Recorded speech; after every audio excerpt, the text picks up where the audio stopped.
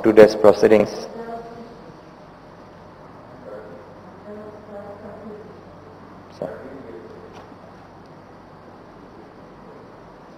We would like to seek the kind permission of the current chair of the D8 Summit, the Honorable President of Republic of Turkey, to start our proceedings today.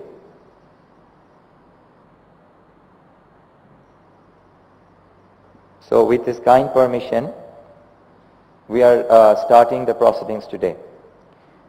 Yes, please, go ahead. Thank you. Excellencies, the leaders of the D8 member states, Excellencies, the ministers of the D8 member states, Secretary General of the D8, D8 commissioners, invited special guests, ladies and gentlemen, Assalamu alaikum.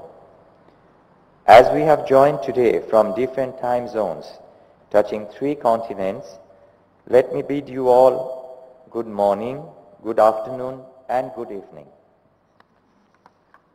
Excellencies, ladies and gentlemen, it is with deep honor we welcome you to the 10th D8 Summit, vowing to promote partnership for transformative world, harnessing the power of youth and technology, hosted by Bangladesh at its capital city, Dhaka.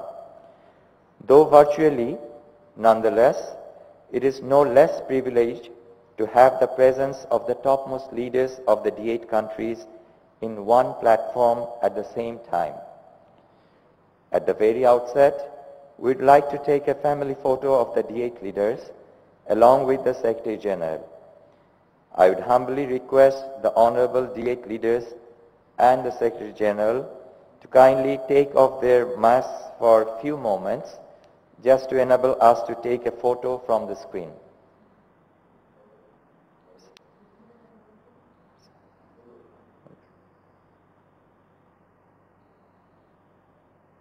Sir, we will take the photo from the screen now.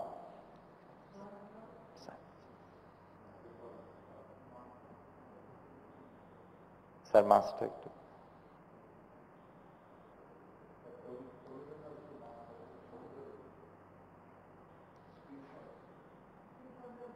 Sir.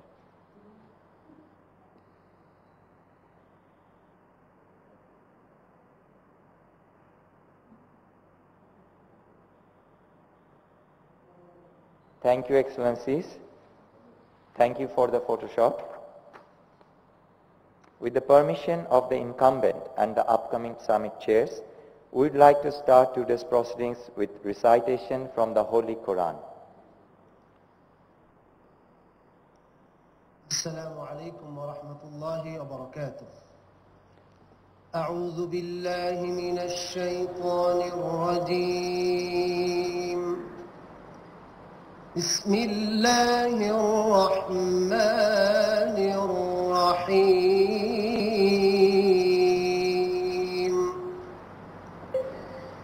يا أيها الذين آمنوا كونوا قوامين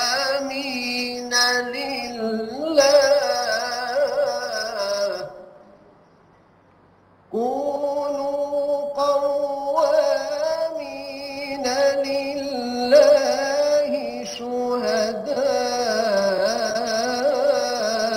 بالقسط ولا يجرمنكم شنآن قوم على ألا تعدلوا اعدلوا هو أقرب للتقوى واتقوا الله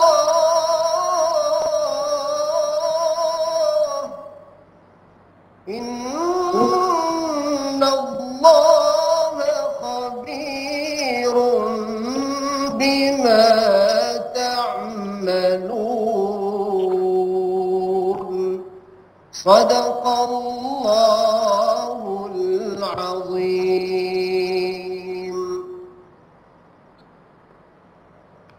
The translation of recited verses from Surah Al-Ma'idah, Ayat 8. In the name of Allah, the most gracious, the most merciful. O you who believe, stand up as witnesses for Allah in all fairnesses, and do not let the hatred of a people deviate you from justice. Be just, this is closest to piety, and beware of Allah. Surely, Allah is aware of all you do. Thank you, Hafiz Qari Muhammad Habibur Rahman and Walid bin Kashem. Distinguished participants, the year 2021 is an exceptional year for us. We are celebrating the birth centenary of our father of the nation, Bangabandhu Sheikh Mujibur Rahman, which coincides with the celebration of the Golden Jubilee of our independence. This year, we have also got the final clearance from the United Nations for graduation from the LDC group. Excellencies, we did expect to host you all physically in Dhaka for the 10th D-8 Summit this year, and wanted to share with you the festive mood of all these celebrations. Though the global COVID-19 pandemic did not allow us to do so, but it could not also stop our leaders' determination to go ahead and continue to materialize their visions for the betterment of their peoples through holding the summit in virtual format. Ladies and gentlemen, your kind virtual presence today thus provides us the opportunity to make you a part of our celebrations by taking you on a journey through an audio-visual presentation on Bangladesh, focusing on glimpses of the mentioned joyous occasions, including that of hosting the 10th D-8 Summit in Dhaka. Let's watch the presentation now. Sits at the northern apex of the Bay of Bengal, a country not only blessed with beauty and heritage,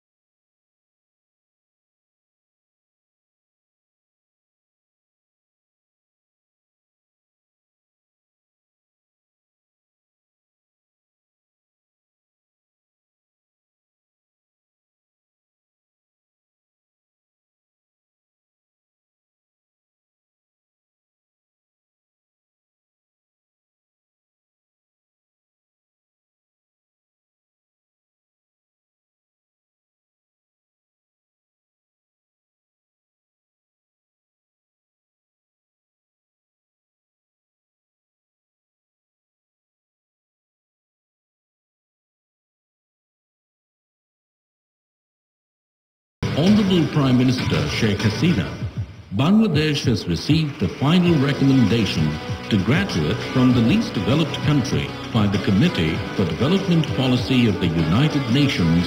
Bangladesh has fulfilled the criteria for graduation from the world's least developed countries. Under the skilled guidance of the Information and Communication Technology Affairs Advisor to the Honorable Prime Minister, Mr. Shajib Ahmed Wajid, Bangladesh has realized the dream of becoming a digital Bangladesh. 1/3 of the entire population of this country is youth. Today's digital Bangladesh will lead an increased youth demographic dividend in the coming years to help achieve social and economic milestone. The courageous efforts of this same 1/3 population of Bangladesh played a significant role to battle and recover the damage caused by COVID-19 in our country. Bangladesh has launched its first satellite into the space, named the Bangabandhu Satellite 1. Bogda Bridge, the longest bridge in Bangladesh, entirely funded from domestic resources, is now a milestone achieved for the nation. In addition, the government has multiple other ongoing mega projects, such as Rupu Nuclear Power Plant, Kornupuli Tunnel, 100 Special Economic Zones,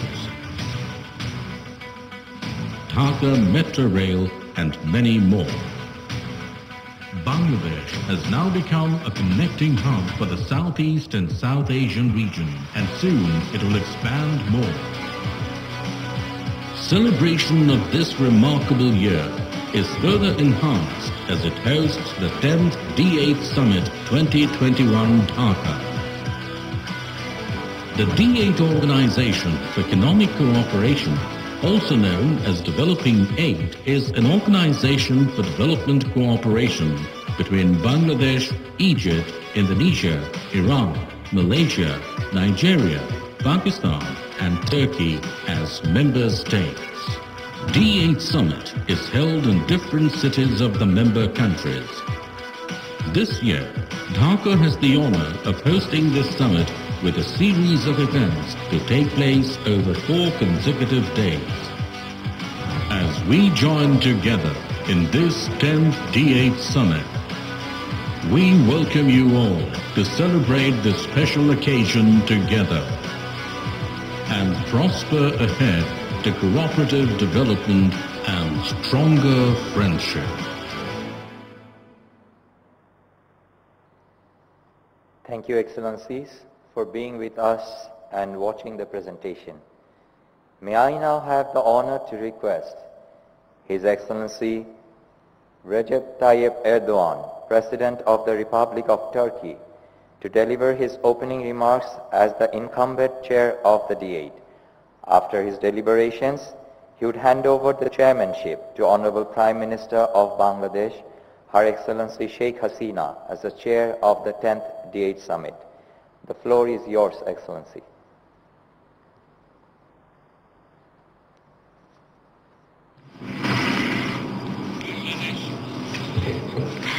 The Prime Minister of People's Republic of Bangladesh, Her Excellency Sheikh Hasina, distinguished statesmen and heads of government, distinguished ministers, Secretary General, distinguished representatives of international organizations, I would like to welcome each and every one of you with the most heartfelt feelings.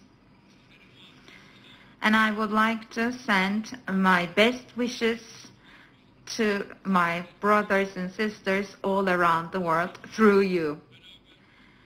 It's a great pleasure for me to be together with you on the occasion of the 10th Summit of the Developing 8, although we are not together physically. And at the very outset, I would like to commemorate the late Prime Minister, Professor Necmettin Erbakan, who paved the way for the establishment of D8. I also would like to extend my gratitude to all politicians and statesmen who worked really hard for the success of D8. And I hope and pray to God that our summit will bring benevolence to our countries, region, and the entire mankind.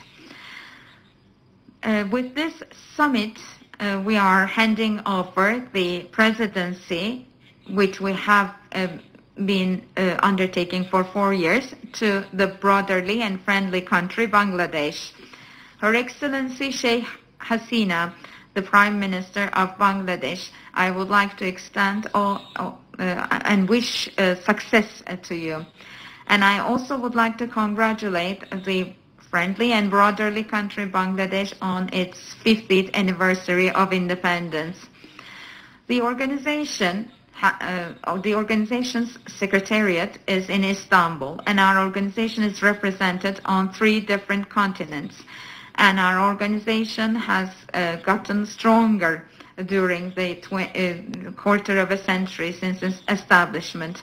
And while establishing our organization, we have relied on peace instead of war, dialogue instead of conflict, justice and development instead of double standards.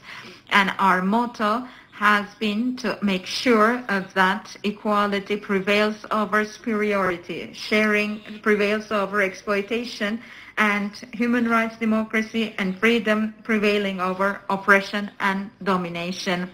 So we have had some very important work done as a structure moving towards a more just, prosperous, and stable world. However, we also know that there is still a lot to do.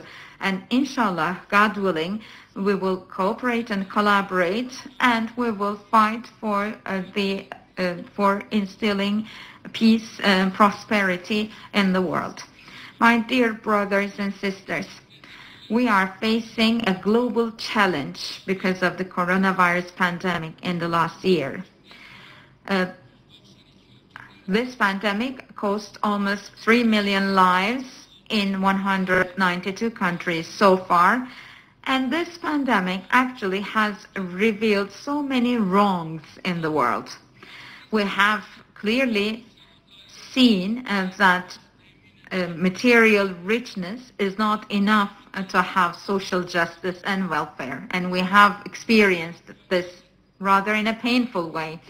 And in the fight against the pandemic, we have also underlined the importance and the necessity of international cooperation. We have offered the most advanced healthcare services to our citizens, and we have never left our brotherly and friendly countries to their destinies. We have provided medical assistance to 157 countries and 12 international organizations, and we have shown solidarity in this very difficult time. And as a G20 country, we also supported the initiation of the debt service suspension initiative in order to make sure that the pandemic does not turn into a global debt crisis. And we also advocated for extending its period, and we have provided contributions to such studies and work on IMF and World Bank and similar platforms. And we explicitly said that the vaccines should not become a victim of profit ambitions or interests. And we are now working on a domestic vaccine. The human clinical trials are ongoing. And once the vaccine is produced, we will offer it to the use of the entire mankind with the motto not to leave anyone behind. And I pray to God that we will recover from this pandemic as soon as possible. Condolences to people who lost their loved ones, and May the people who died of COVID rest in peace.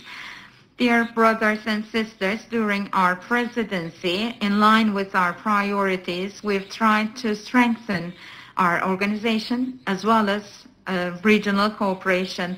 And today, our friends from Bangladesh have convened us with the theme, the Partnership for a Transformative World, Harnessing the Power of Youth and Technology, which is a timely theme.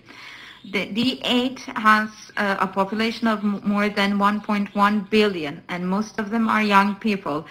Well-educated young people are very important in becoming a strong and effective country. In this context, we also support the UN Secretary General, Mr. Gutierrez's 2030 UN Youth Strategy.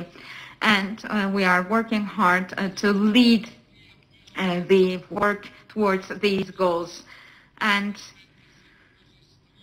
once the UN Youth Center project is completed, which we will be hosting in Istanbul, this is going to be a new platform where young people from our member states will come together in order to have competitive power in today's world.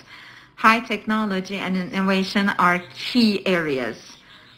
In order to achieve strong and sustainable growth rates, we need to put the emphasis on production with higher value added and which is based on high technology. So within this framework, I appreciate the D8 network of pioneers for research and innovation. I welcome this initiative. Renewable energy, AI, robotics, Internet of Things, big data, blockchain, and nanotechnology are some innovative areas where our universities and research centers can exchange information through this network. And this network is very important for our countries, for them to achieve their goals.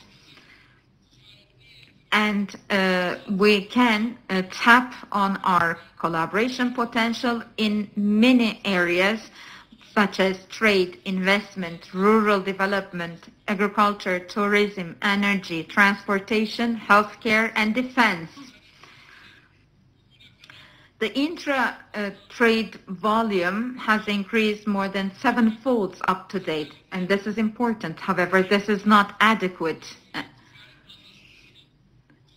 It is very important that the D8 preferential trade agreement is enforced by all member states as soon as possible. Turkey actually has communicated to you a strategy document that develops on the facilitation of trade among D8 member countries. And in the coming days, we are aiming to host a meeting where the ministers of trade will be participating so that we can make some progress in this area as well. The increasing infrastructure funding needs of the Islamic geography and an online Islamic megabank. We believe that this is also doable. This is something that can be implemented. Dear friends and brothers, we need to renew D8 based on the needs of this day and age. We have to turn it into a project and result-oriented structure, and we need to take steps to accelerate decision-making processes. And as we have mentioned in the previous summit, we need to strengthen our organization with new members and partners so that we can also expand its influence. In 2017, during the Istanbul summit, I called upon doing trade with our local currencies. I'm sure you will remember that. And what we have experienced in the last 4 years show how timely and accurate this call was. So we need to do trade with local currencies in order to protect our countries from foreign exchange related risks. Therefore, D8 should accelerate its work on clearing house, a clearing bank. And I hope that the member states who are not a part of this mechanism yet should take steps for it. Because the essence of production, employment, and innovation is private sector. And we have so many structures that support the private sector under D8. There is the D-8 Chamber of Commerce and Industry. And we will make sure that all these structures, including the D-8 Chamber of Commerce and Industry, work in a more active and coordinated way. Dear brothers and sisters, I also would like to congratulate Secretary General Cafer Kushari and the staff members of the Secretariat. I also pray that the month of Ramadan that will start next Tuesday will bring benevolence and blessings to you all.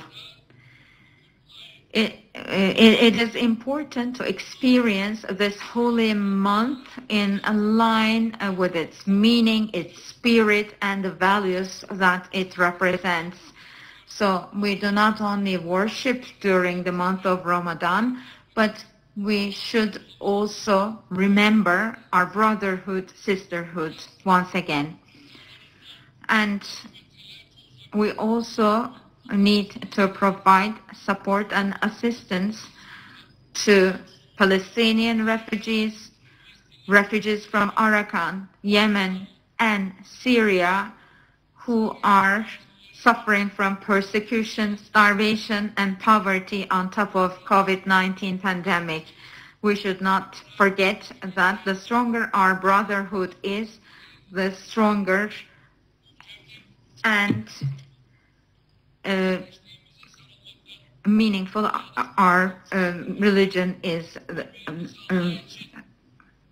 So there is no way out other than collaborating, being in solidarity with each other, and love each other for Allah.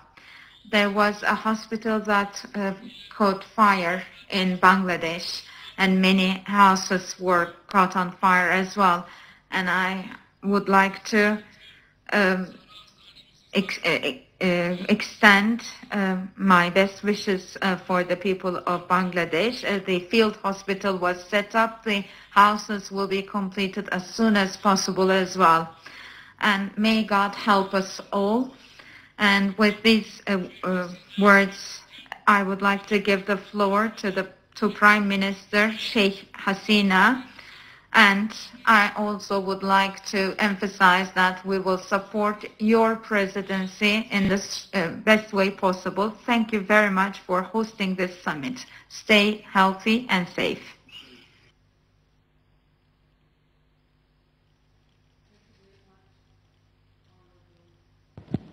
President of Turkey, Your Excellencies, the Honorable Heads of States and Government, Excellencies, the Foreign Ministers, the Secretary General, distinguished delegates, ladies and gentlemen, Assalamu alaikum and very good day. Bismillahirrahmanirrahim. It is a historic moment for Bangladesh to hold the chairmanship of the D8 again after completing a full cycle. I would like to congratulate Your Excellency, Mr. Recep Tayyip Erdogan, President of the Republic of Turkey, for your successful tenure as D8 Chair.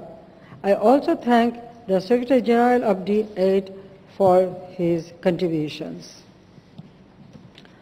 I will always have a soft corner for this organization as I am one of the founding members of D8 When D-8 was established in 1997, I attended the first summit in Istanbul as Prime Minister. I was also the chair when we hosted the second D-8 summit in Dhaka in 1999. Bangladesh is chairing the 10th D-8 summit at a unique time of the history of Bangladesh as well as the world. We are celebrating the birth centenary of the father of the nation, Bangabandhu Sheikh Mujibur Rahman. We are also celebrating the golden jubilee of our independence of Bangladesh. This year we got final recommendation to graduate to a developing nation from least developed countries. On the other hand, the world is going through the COVID-19 pandemic, which has caused huge loss of lives and livelihood. This reminds us the requirement of global platforms and global actions. With so many historic events taking place at this moment, our chairmanship will provide us an opportunity to contribute greatly for taking D-8 to newer heights. Excellencies, the theme, Partnership for Transformative World, Harnessing the Power of Youth and Technology, is the very appropriate under the current circumstances. It is also very relevant for Bangladesh as a significant portion of our population is young. The youths well conversant with digital technology have kept our economy vibrant during the COVID-19 pandemic. The UN has estimated that the global economy is expected to lose nearly $8.5 trillion in output over the next 2 years because of pandemic. To overcome the challenges, we need effective partnership and greater cooperation in the fields of technology and innovation. Just before the outbreak of the pandemic, Bangladesh had achieved an enviable GDP growth rate of 8.15%. Even during the pandemic, we achieved GDP growth rate of 5.4%, one of the highest in the world, by putting equal emphasis on lives and livelihood. Apart from rolling out a stimulus package worth 1.24 trillion taka, which is around 4.4% of our GDP, our investment in food security, agriculture, and adequate social safety nets contributed in overriding the fallouts of COVID-19.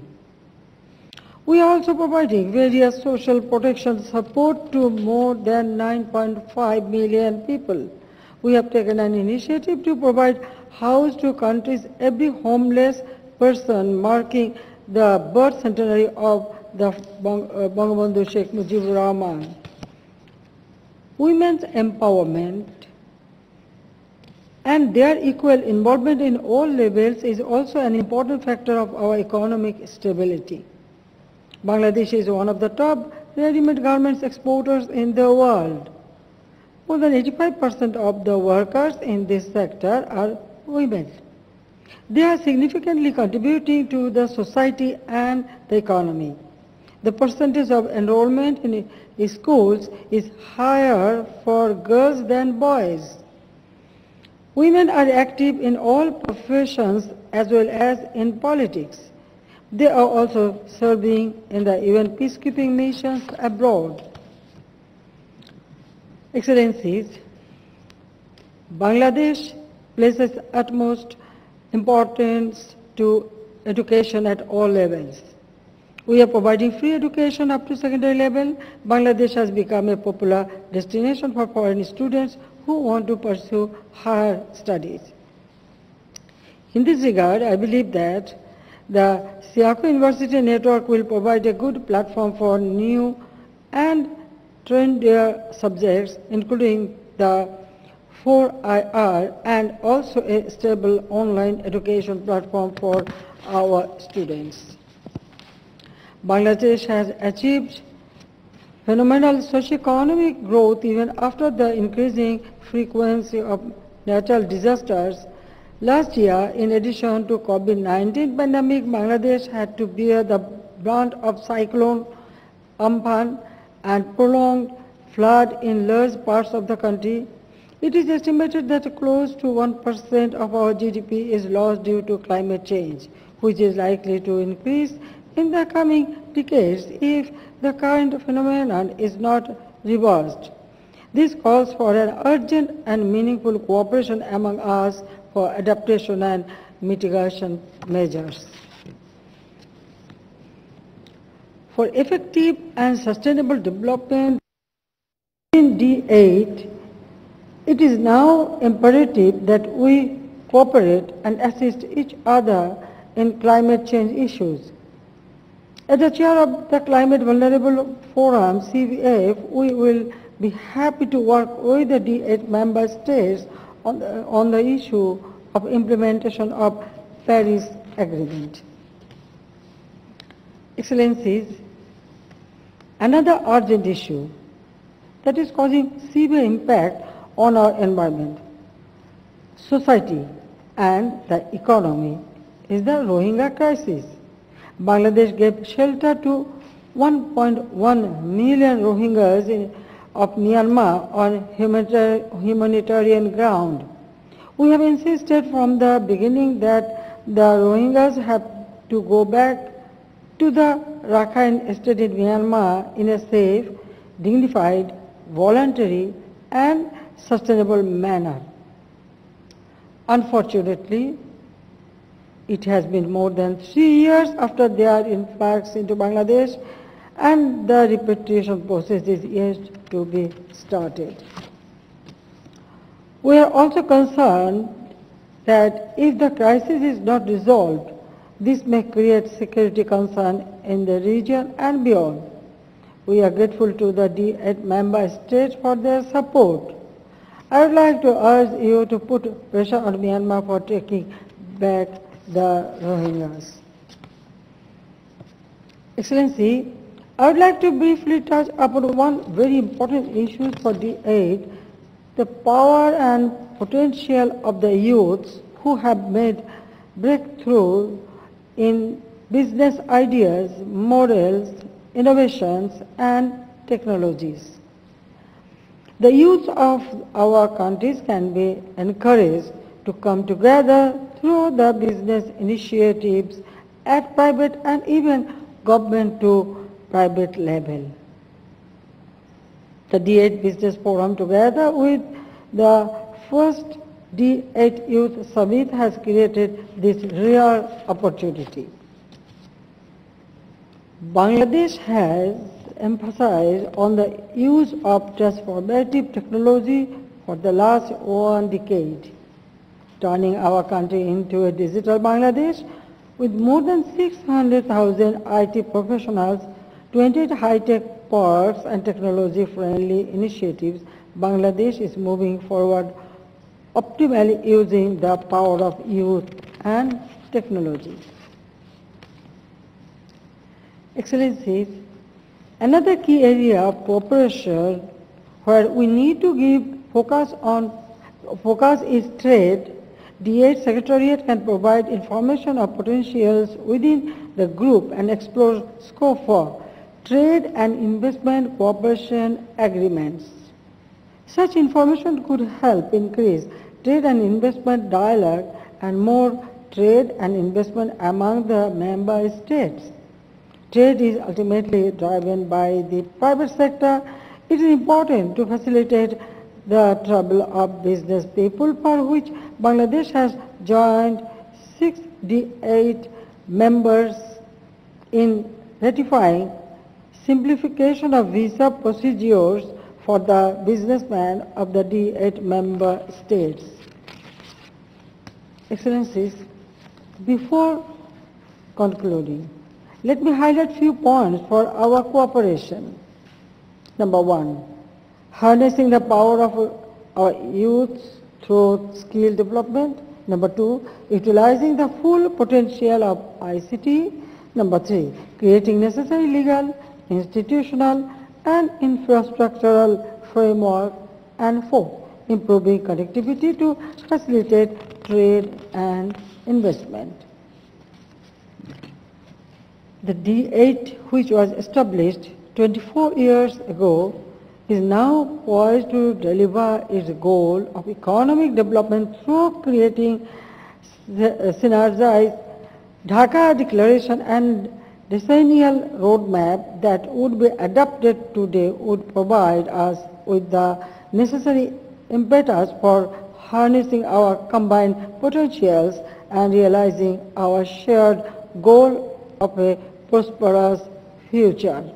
Future for our people, future for our young generation, our youth. I thank you all.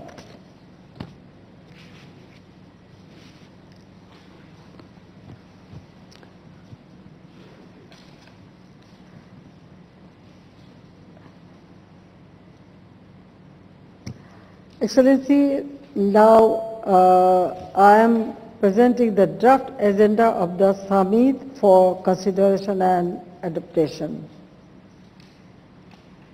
The adaptation of the draft agenda. If any member of parliament, any member of this group want to make any comment. The agenda of the 10th D-8 summit is adopted. We consider this. Thank you very much.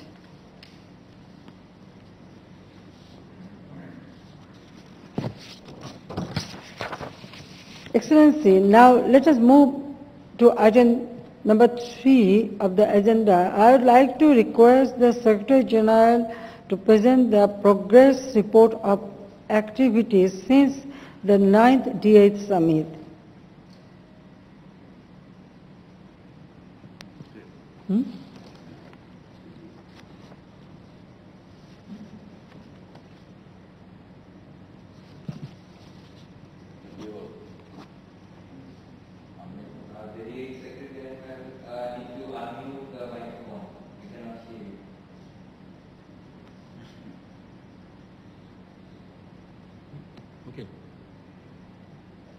Bismillahirrahmanirrahim. Madam Chair Lady, Honorable Prime Minister of the People's Republic of Bangladesh, Excellency Sheikh Hasina, outgoing Chairman of the D-8, Honorable President of the Republic of Turkey, Excellency Recep Tayyip Erdogan, Excellencies Head of States and Government, distinguished guests, esteemed participants, ladies and gentlemen, Assalamu alaikum and good afternoon from Istanbul. Before I deliver my statement, please permit me to air a short video on D-8 projects and initiative. The video was prepared by the Secretariat in cooperation with the Turkish Radio and Television Corporation, TRT. Please.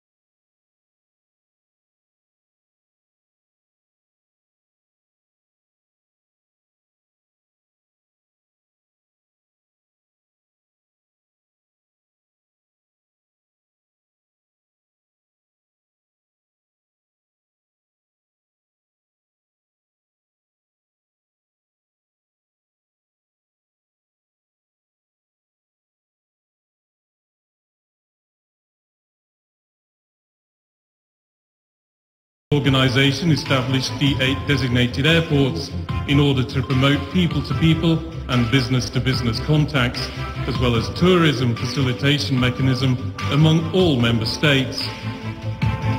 This network has started with Sabiha Gökçen International Airport in Istanbul, Jinnah International Airport in Karachi, Islamabad International Airport in Islamabad, and Namdi Azikiwe International Airport in Abuja.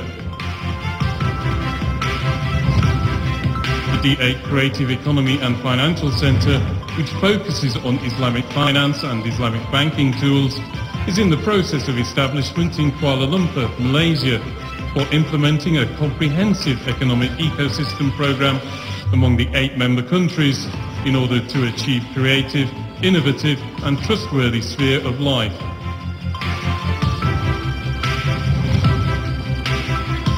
The D8 International University was officially established in Iran in the year 2019. The university building is situated in the campus of Bu Ali Sina University in Hamidan, Iran. The university management plans to receive the authorization for admitting students in about 120 disciplines and sub-disciplines at PhD and master levels.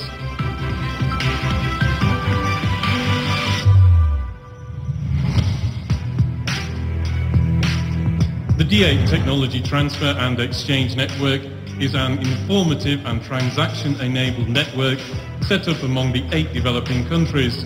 It will fulfill technology market functions, pursue such missions as capacity building and information dissemination on technological capabilities, achievements and needs of the D8 member states.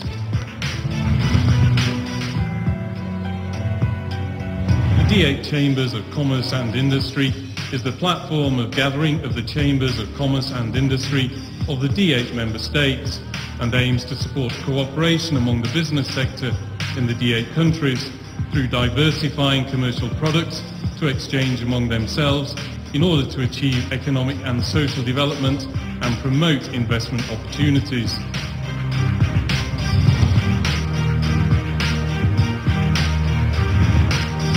The D8 Research Centre for Agriculture and Food Security has been established in Faisalabad, Pakistan, for the purpose of research undertakings and other academic and extension activities on agriculture and food security for the collective benefits of the D8 member states. Continuing on its path in line with these lofty goals in the next decades, the D8 organisation aims to bring about the desired level of economic and social development of its member states and to ensure that the welfare and living standards of the citizens of the member states are at the highest levels of their trajectories.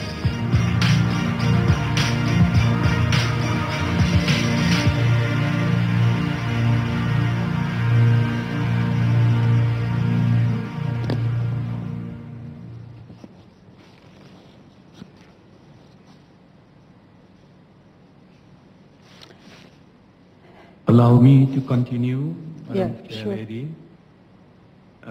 Honorable leaders, I am honored to address this August gathering of our esteemed leaders at the 10th Summit of D8 Organization for Economic Cooperation. I would like to begin by expressing our immense gratitude to the Republic of Turkey for excellently chairing the affairs of our organization over the last 3.5 years, and wish the People's Republic of Bangladesh brilliant success as it assumes the chairmanship at this difficult and extraordinary time. The last 3 days have undoubtedly demonstrated Bangladesh's devotion to the cause of our organization, and I am confident that under their leading hand, the 8 member states will enhance their cooperation and synergize their efforts so as to further their agenda and deepen their collaboration. 2020 has been a difficult year for humanity. Our resilience, strength and faith were at test. According to the latest figures, over 1 million people lost their life. Many more are scared for life with the loss of their loved one. This health crisis was further exacerbated by the accompanying economic crisis. The world was hit by an unprecedented recession from which we are barely recovering. In addition to this humanitarian, societal, and economic crisis, we witness a widening of the existing gaps, income gaps, wealth gaps, gender gaps, and digital divides, all of which require our immediate consideration and affirmative action. On top of that, 2020 has been a year of political crisis, regional tensions, and trade wars. When the world needed sound leadership, there was none. When people needed dialogue and collaboration, there was none. 2020 has wiped out momentous progress in a wide spectrum of areas and posed rather significant challenges for international cooperation. This brings me to the key message of my speech and the very essence of our organization. The crisis led all countries to focus on their national needs, which was partially inevitable. However, this introversion led to a lack of healthy dialogue and resulted in protectionist measures. The countries failed to help one another on bilateral basis, let alone agreeing on a coordinated and concerted response. In these dark times, the D-8 organization continued to act as a sound, neutral, open, and veritable platform for all member states and for all those who want to contribute. We acted as a medium of discussion, an open channel for communication, and an intermediary of dialogue. In accordance with the lofty goals set by our founding fathers, we stood for peace, dialogue, justice, equality, rule of law, and democracy. At a time when the world realized the importance of international cooperation, I believe D-8 has done its part and will continue to be an effective global infrastructure of multilateral cooperation. Honorable leaders, ladies and gentlemen, permit me to bring to your attention one more time our organization's monumental achievement of initiating the D-8 Health and Social Protection Program and establishing its office in Abuja, Nigeria. We laid the foundations of this program long ago. However, the inaugurations of our office, which took place on 12 November 2020, was auspicious given the ongoing health crisis.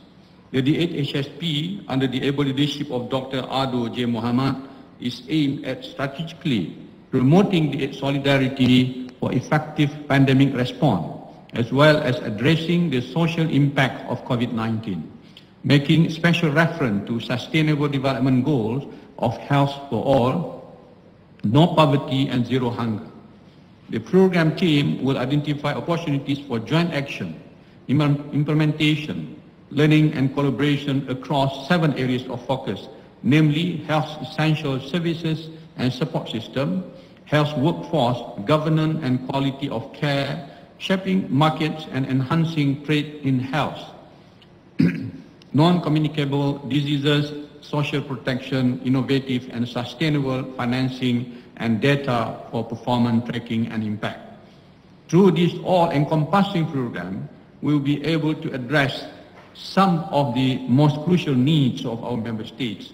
I once again would like to thank the Federal Republic of Nigeria for shouldering the responsibility generously. I also would like to draw your attention to another major milestone, namely our recent collaboration with the World Tourism Forum Institute and our mutual pledge to increase cooperation to bolster the tourism sector and reposition it as a foreign exchange earner and employer of labor in the D-8 member states. There is no gainsaying that the pandemic hits the tourism sector massively. According to the recent estimate, the industry suffered a US $3 trillion loss due to the coronavirus pandemic. Our member states were not immune from this drastic decline. As part of our efforts to alleviate the consequential adversities of the pandemic on the sector, we have signed an agreement with WTFI in November 2020. We estimate that our efforts of promotion will increase the intra-D-8 tourist traffic by 50% and the overall traffic by 100%. In all priority areas of sectoral cooperation and on all fronts, we are trying to help member states realize their growth trajectory and developmental aspiration, as well as expand their influence in global economic affairs. In the midst of the crisis, we continue to keep a close watch on the developmental priorities of our member states, and we increase the tempo of activities in key areas so as to advance the D-8 Charter.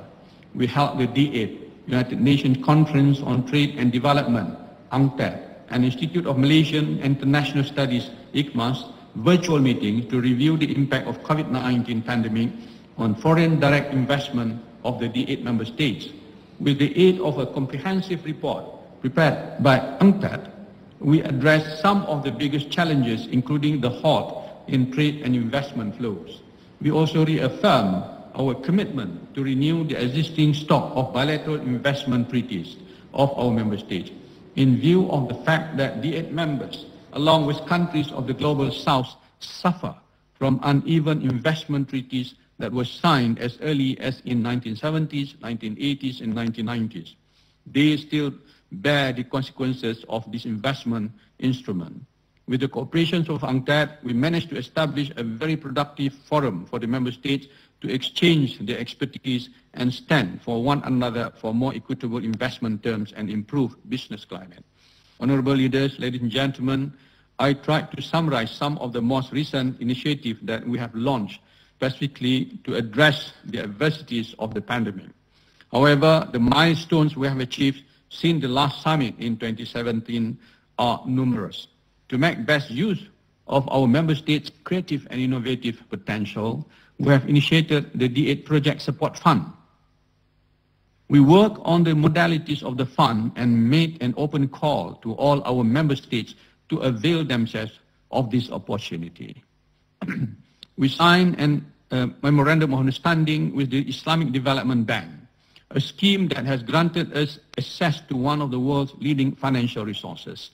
The MOU envisages cooperation in areas of implementations of joint projects and SME finance, as well as allocation of scholarships through the ISDB scholarship program and exchange of knowledge and information.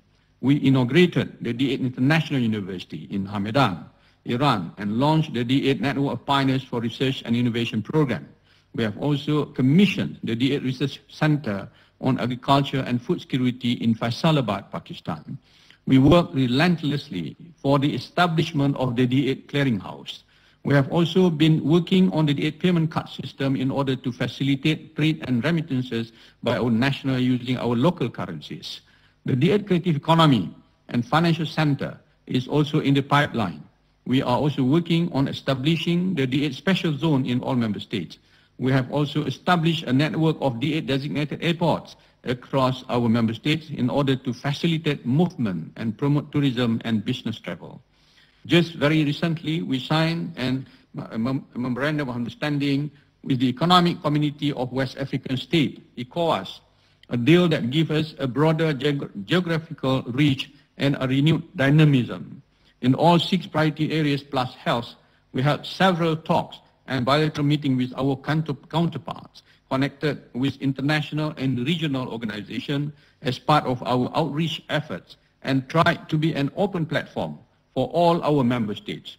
We have made strenuous efforts to instill dynamism, vigor, and a sense of greatness to this economic powerhouse and cooperative structure across continental divides of $3.7 trillion GDP, $1.5 trillion total trades, $110 billion intra-trade, and 1.1 billion people. Honorable leaders, ladies and gentlemen, in my capacity as the Secretary General of an international organization, I acknowledge that the world has regressed due to the COVID-19 pandemic. It regressed societally, economically, and developmentally. Some of the hard-earned progress recorded over the last decade or two has been wiped out. In order to compensate for the time lost, we need to double our efforts. At this juncture, allow me to state that it is my utmost wish that you, our esteemed leaders, acknowledge the tremendous effort that the Secretariat has devoted and will continue to devote going forward in order to advance the agenda of our organization. We will also continue to apply new ideas and working methods and expand the action envelope. This is in line with the message to perform given to the low tiers by our leaders at the last summit. It is also my wish that standing at the dawn of a new decade, we will be able to gather around the roadmap, the D8 decennial roadmap in an attempt to align D-8's work with the lofty goals of the United Nations and the Sustainable Development Goal 2030. As the saying goes, the weak man create hard times, the hard times create strong men, and the strong man create good times. It is now our duty to be the strong men and women who create the good times. In doing so, we shall help one another, stand for one another, and work for one another. Once again, I thank the Republic of Turkey for its able chairmanship and wished the People's Republic of Bangladesh a successful term filled with glorious achievement. Allah says in Surah Al-Hujurat, verse 10, the believers are nothing but brothers. So make settlement between your brothers and fear Allah that you may receive mercy. It is my strong belief that with sincere and concerted efforts, unity of purpose and doctrinal commitment, we will soon overcome the current planetary health situation and economic meltdown and social circumscription that it brought about. Madam Chair, ladies, honorable leaders, in view of the facts that this is the last summit I am attending as the Secretary General of this organization, I wish to profoundly express my gratitude to our honorable leaders for their wise counsel and guidance. Personally, I benefited immensely from your lofty ideas and visions in conducting the affairs of this organization. You also gave us commitments and timelines, and this enabled us to cover a lot of distance in our journey towards our targets. I wish to once again infinitely thank the Republic of Turkey for its inspiring leadership over the last 3 years, and to wish the incoming Secretary General, Ambassador Isiaka Abdul Qadir Imam, outstanding success. I wish you all good health, happiness, success, everlasting prosperity, and progress. I thank you for all your attention.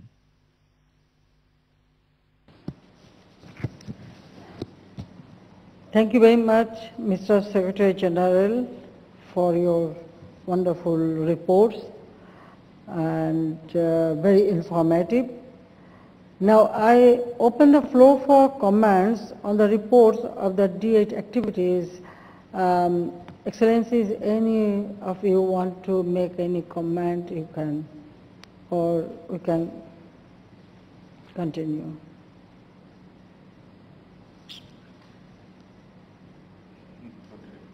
Thank you very much. I see no comment. I thank Secretary General Ambassador Datu Ku Jafar Ku Sari for his enlightening presentation and the Secretariat for continued activities of the D-8 under the situation of global pandemic among the relevant sectors of the D-8 by successfully holding regular ministerial meetings. Bangladesh would like to commend the government of Malaysia for successfully holding the D-8 Tourism Ministerial Meeting and the government of Islamic Republic of Pakistan for hosting the 6th D-8 Ministerial Meeting on Agriculture and Food Security and the 5th High Council Meeting of the D-8 Technology Transfer and Exchange Network (TTEN).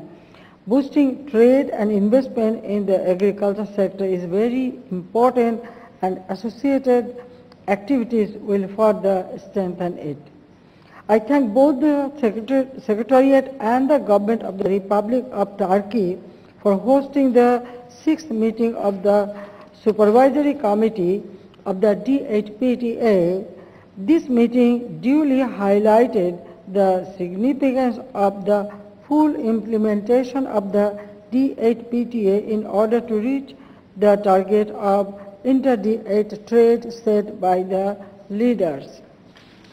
We thank the D-8 Secretariat on the inaugural meeting of the D-8 Network for Pioneers for Research and Innovation and congratulate ComSets University Islamabad as the first chair of NPRI. Bangladesh also wants to welcome the establishment of D-8 Research Center for Agriculture and Food Security in Faisalabad, Pakistan. D-8 International University in Hamdan, Iran, and D-8 Health Social Protection Program D-8 HSP in Abuja, Nigeria.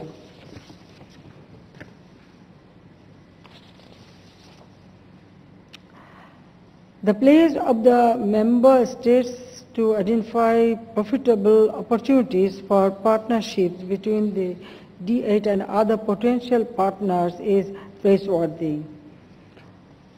Now, let us go to the next agenda item, which is statements by heads of state and government. Item 4. I would first like to invite His Excellency Mr. Joko Widodo, President of the Republic of Indonesia, to deliver his statement. Excellency, President of Indonesia, floor is yours.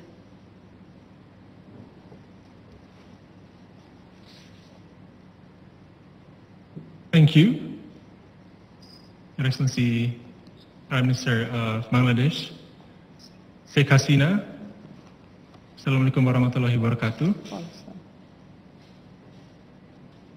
Excellencies, leaders of the D8 countries, after more than a year, the world is still facing the pandemic. All of us, with no exception, have been affected.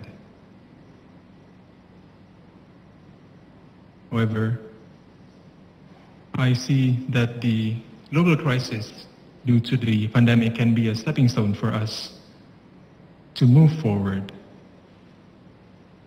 We have the potential and strength to advance.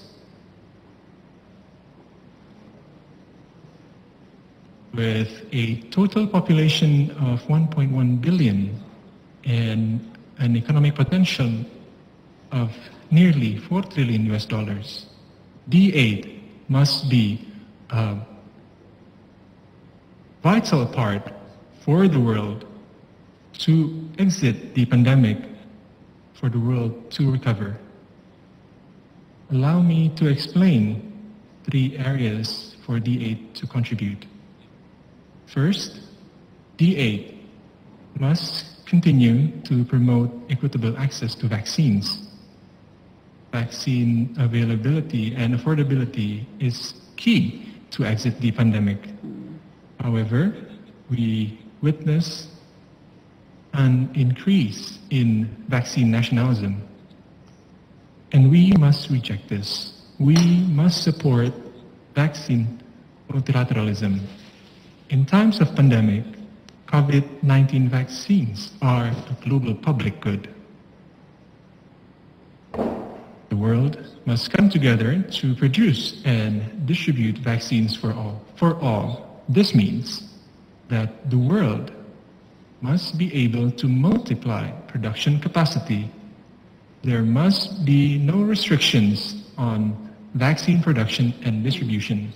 This is where the D8 can play a role in offering its production capacity to increase production, to promote equitable access to vaccines, and encourage transfer of technology. Some of us, including Indonesia, are developing our own vaccines, and the D8 must be open to future cooperation in vaccine development and production.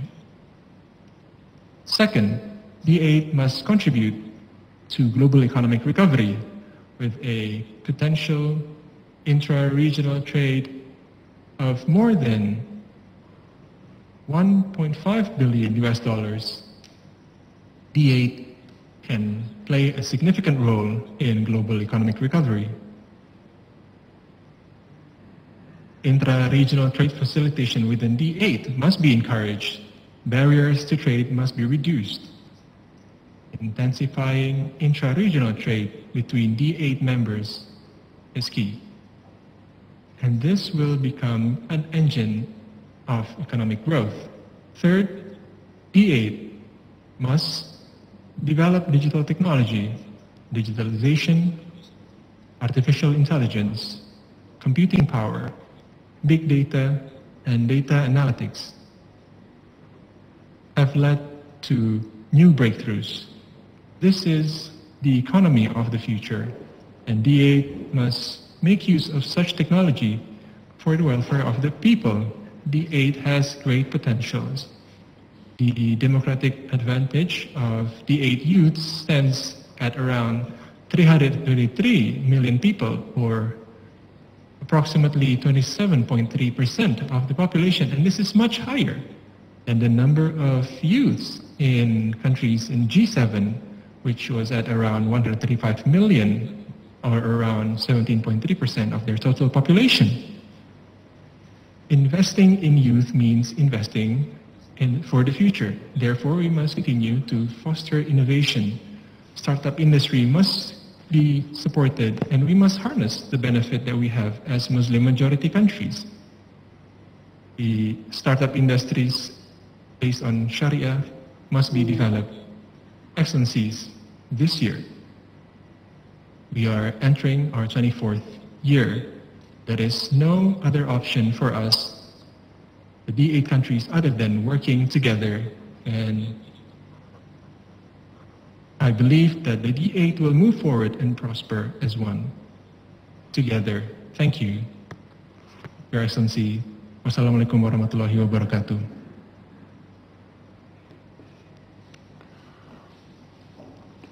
Thank you very much, Your Excellency, for your valuable statement, and I fully agree with you that we should not depend on others for getting vaccination.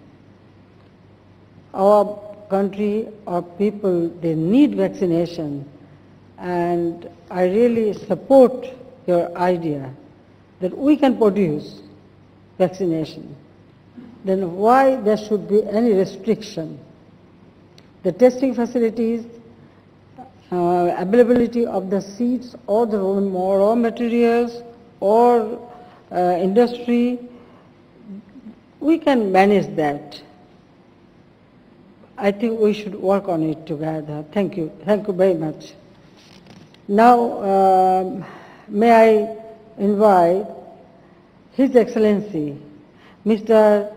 Hassan Rouhani, President of the Islamic Republic of Iran, to deliver his statement. Excellency,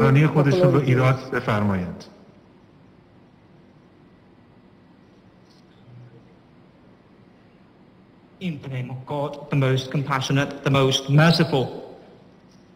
Praise belongs to Allah, and peace and prayers be upon Allah's Prophet and his household and his companions. Salamun alaykum wa rahmatullah. Your Excellency, Ms. Sheikh Hasina, the Honorable Prime Minister of the People's Republic of Bangladesh. At the outset, I would like to extend my appreciation to Your Excellency and your colleagues for organizing this important summit.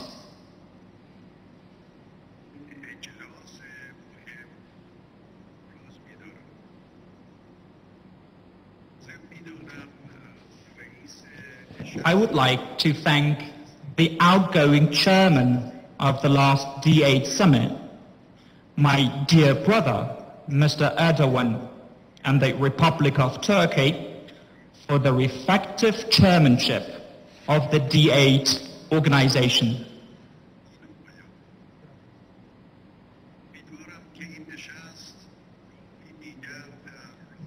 I hope that this summit serves as yet another stride towards the achievement of the lofty objectives of the organization and its founders. Honorable Presidents, Honorable Prime Ministers, Excellencies, ladies, gentlemen, strengthening multilateralism is of the Islamic Republic of Iran's top foreign policy priorities. From the standpoint of economic development too, we have invariably supported the developing and attuned countries' collective strive for a fair and non-discriminatory international economic system.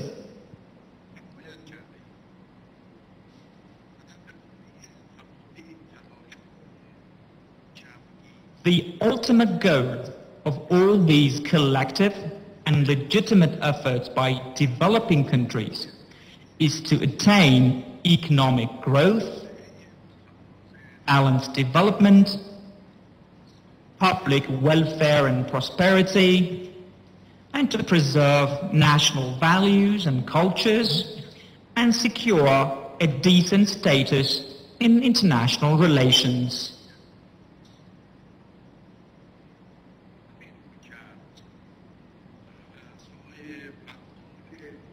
It is by way of this very approach that we have become an active member of international and regional groupings, such as the Group of 77, otherwise known as G77, Indian Ocean Rim Association, or IORA, Economic Cooperation Organization, or ECHO, Cooperation Mechanism of the Caspian Littoral States, and, of course, the Developing Aid Organization, known as the D-8.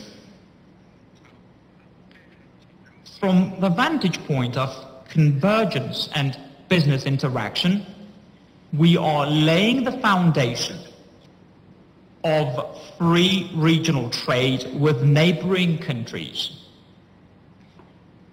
And therefore, we will soon establish, together with the Eurasian countries, the first free trade zone.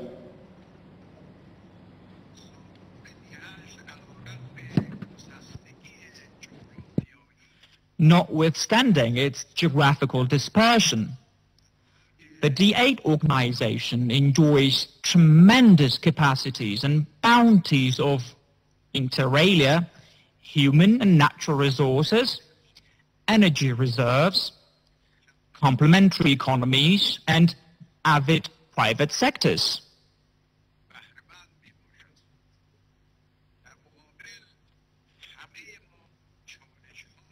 Further, we all have more or less similar challenges on our paths to economic development.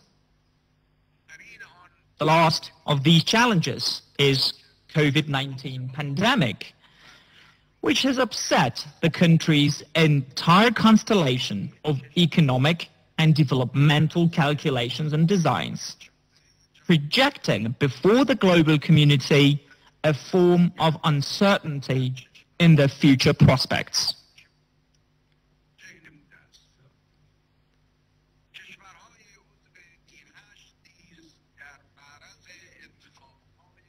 The developing 8 member states have waiting for them around the corner important decisions to make in order for cooperation in the post-COVID era.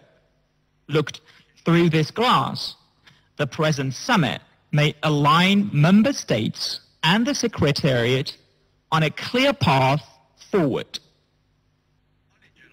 Excellencies,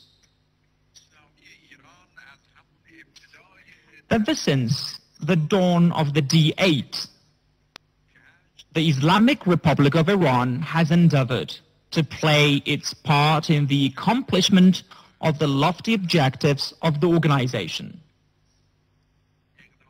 Such measures as the establishment of the D-8 International University and the D-8 Technology Transfer and Exchange Network, which combined target 2 key areas of education and human resource development and development of technological cooperation among 8 countries, are testimony to our efforts.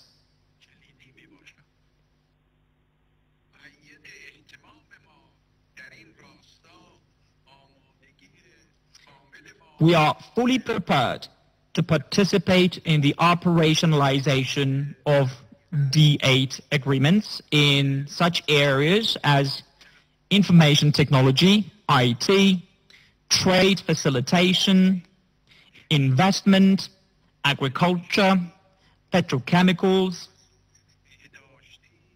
science, health, tourism, and facilitation of visa issuance.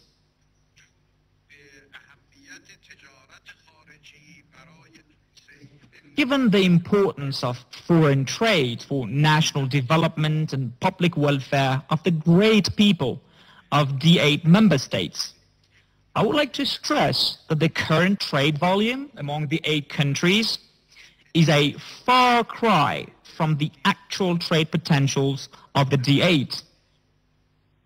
As such, it is necessary that certain mechanisms be developed for the facilitation and promotion of trade among member states, including through customs and banking facilities and mechanisms, as also non-banking ones.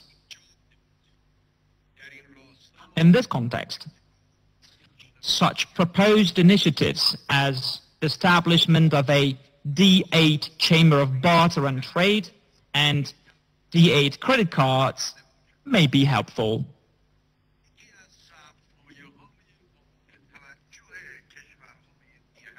An invaluable asset of the D8 countries, in addition to their rich Islamic culture and immense human capital, is the huge market of the 8 countries and potentially those of other Muslim countries around the world.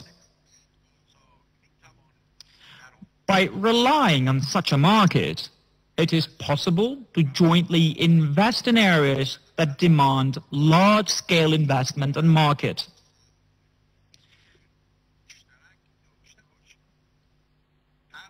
The large industrial and research and development mega projects of modern economics that have already been studied and decided within the organization deserve now a revisit and serious action.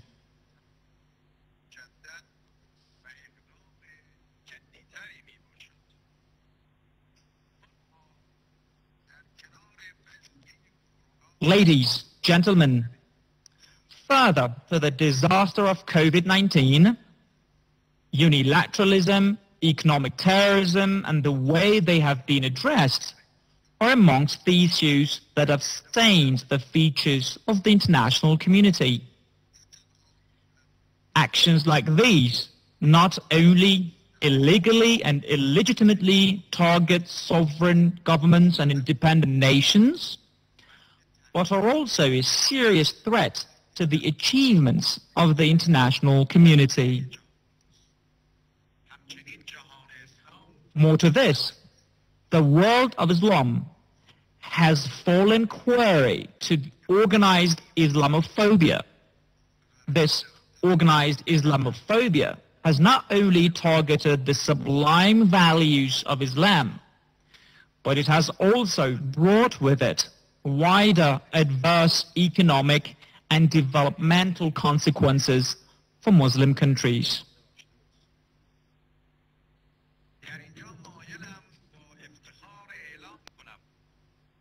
Herewith, I am proud to announce that the United States' illegal and unilateral measures aimed to bring the great nation of Iran to its knees have failed.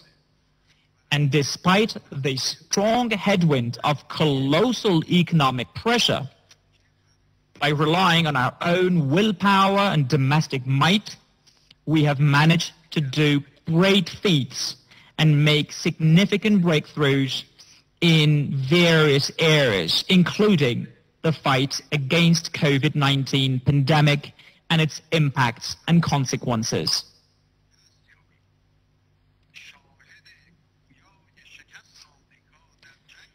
The telling testament to the failure of the United States in the war it has waged on the Iranian people is that Iran, struggling with sanctions and the coronavirus combined, managed to secure an economic growth of more than 2% in the year when the world economy shrank by 3.5%, and many a country experienced negative economic growths of -5 to minus 10%.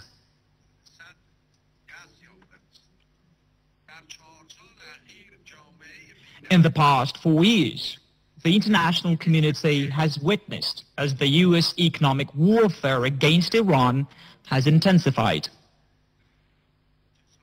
This oppressive sanction has inflicted substantial damage to our country. The nuclear deal, which the United States violated and maximally tried to obliterate, has been preserved owing to the Islamic Republic of Iran's tactfulness. The United States must return to the JCPOA, first by lifting the sanctions and adopting practical arrangements, for that is the obligation of the very government that has reneged on the promise. The Islamic Republic of Iran will but respond to U.S. action by action.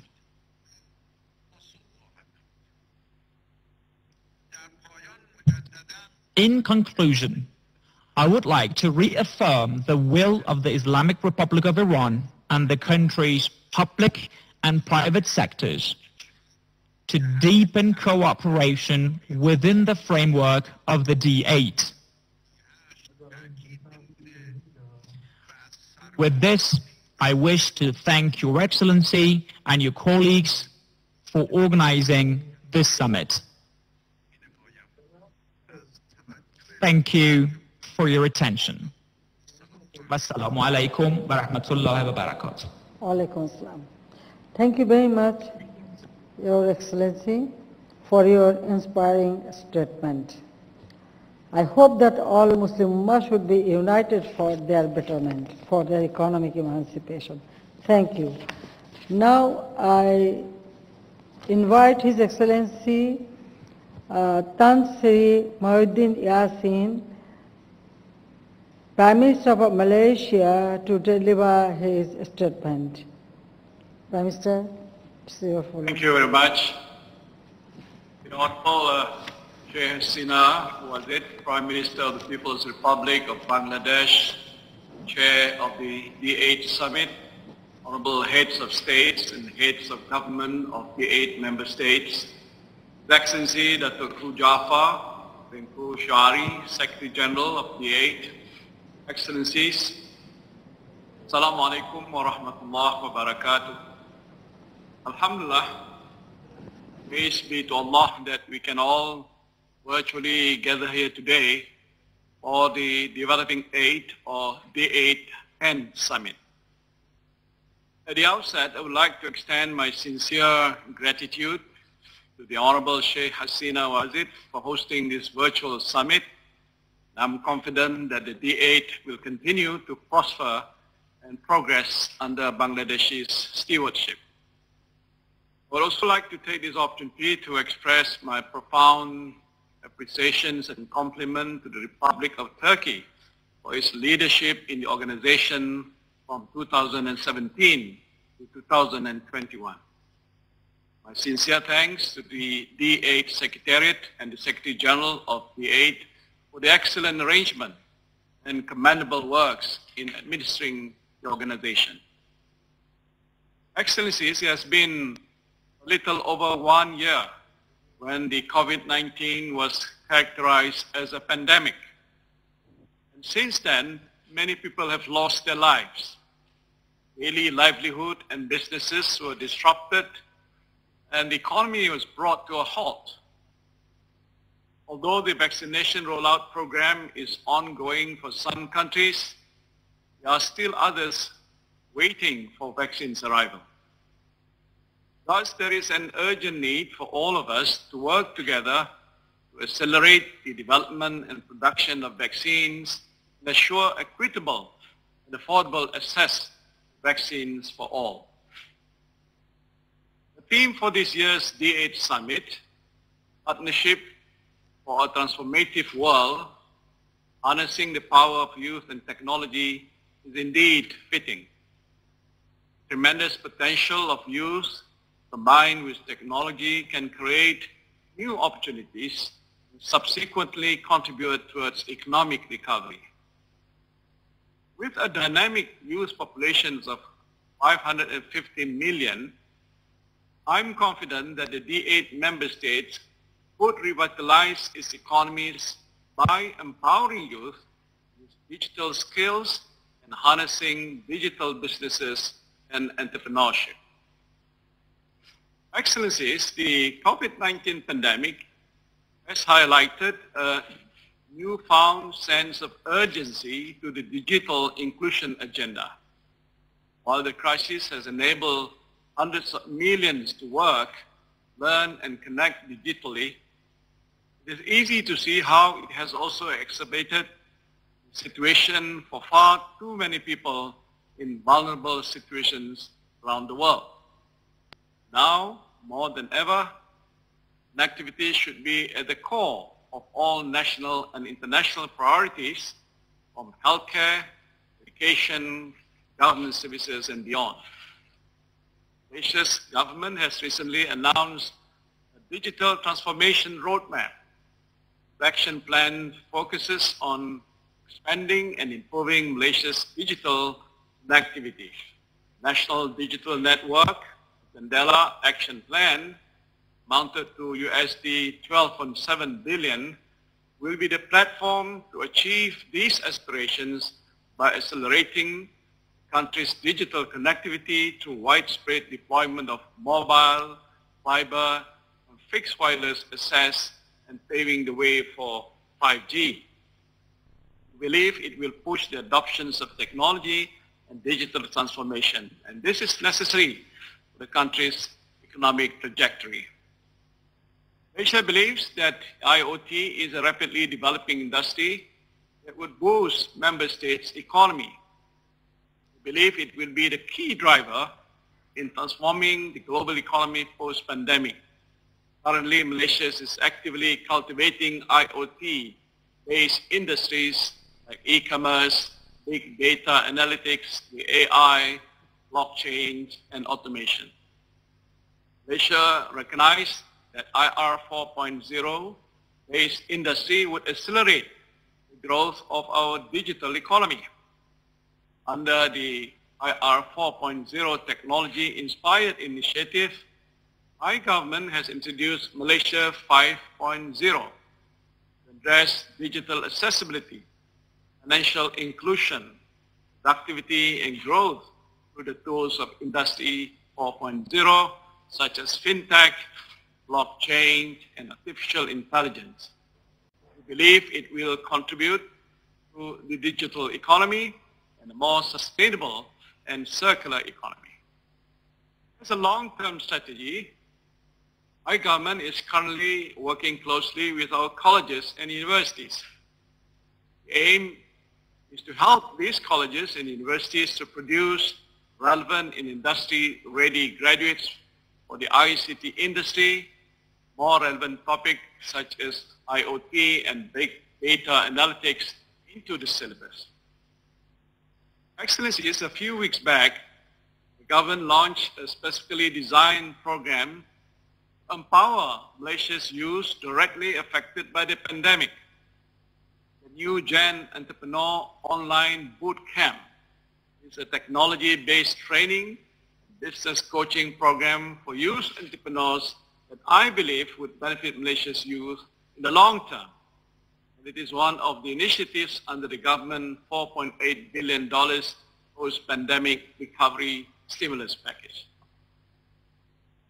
Digital content creation is another up-and-coming industry that has unlocked its value as a result of digitalization. It has attracted Malaysia's youth, rapidly maturing digital creative industry.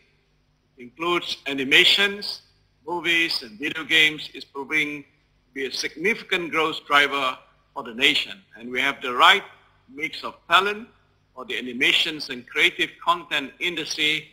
They have access to enablers that can help our local creators market their content to a global audience.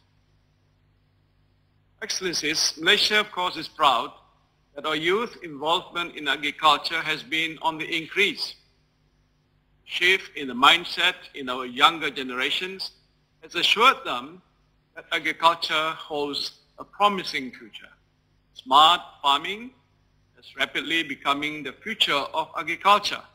Food supply chain can be improved by introducing enabling technologies such as the Internet of Things, the IoT, or traceability system, have the potential to increase food safety and production transparency.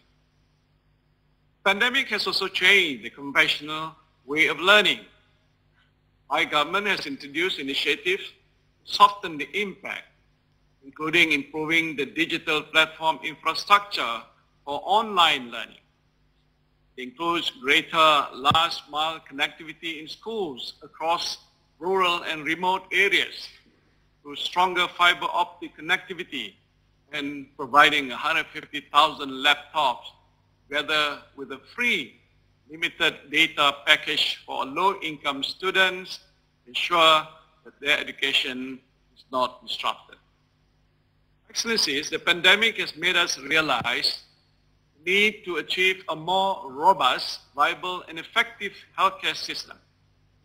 In this regard, Malaysia is pleased with the activations of the D-8 Health and Social Protection Program, which is indeed a timely move towards facilitating member states in mitigating the impacts of the pandemic. Malaysia, of course, is delighted to be a member of the Resource Mobilization Working Group responsible for articulating strategies and suggestions for domestic resourcing by countries. Malaysia will continue to share our expertise and experiences on the issue and work closely with the working group members. Malaysia is also proud to host the second D8 ministerial meeting on tourism in Malaysia in 2019. We welcome the D8 tourism strategy and the Crescent Moon initiative which were adopted. Malaysia believes that this initiative is imperative in facilitating member states to revive its tourism industry severely affected by the pandemic. Initiative designed to promote tourism and cultural, social, and human and business interconnectivity is essential in complementing the Dhaka Declaration's aspiration to promote tourism activities among member states. Excellencies, in view of the vaccine rollout plan already in motion in most countries, Malaysia would like to propose the possibility of having reciprocal COVID-19 vaccine certificate recognition among the D8 member states, which I believe would speed up the reopening of the hardest hit sectors.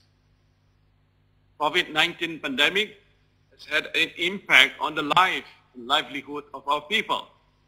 It has triggered an alarm, especially on the issue of poverty.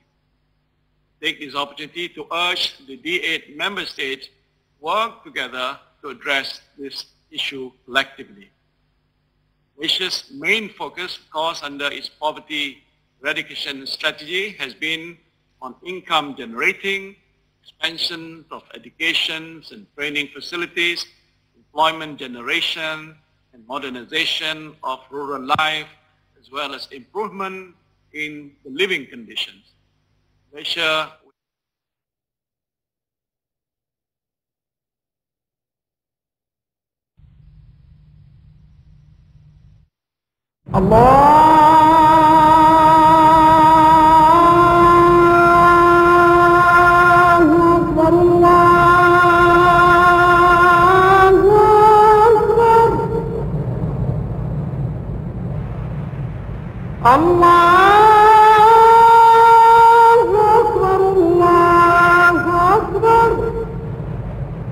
أشهد أن لا إله إلا الله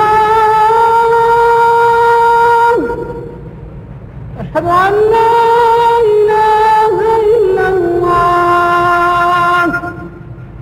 أشهد أن محمدا رسول الله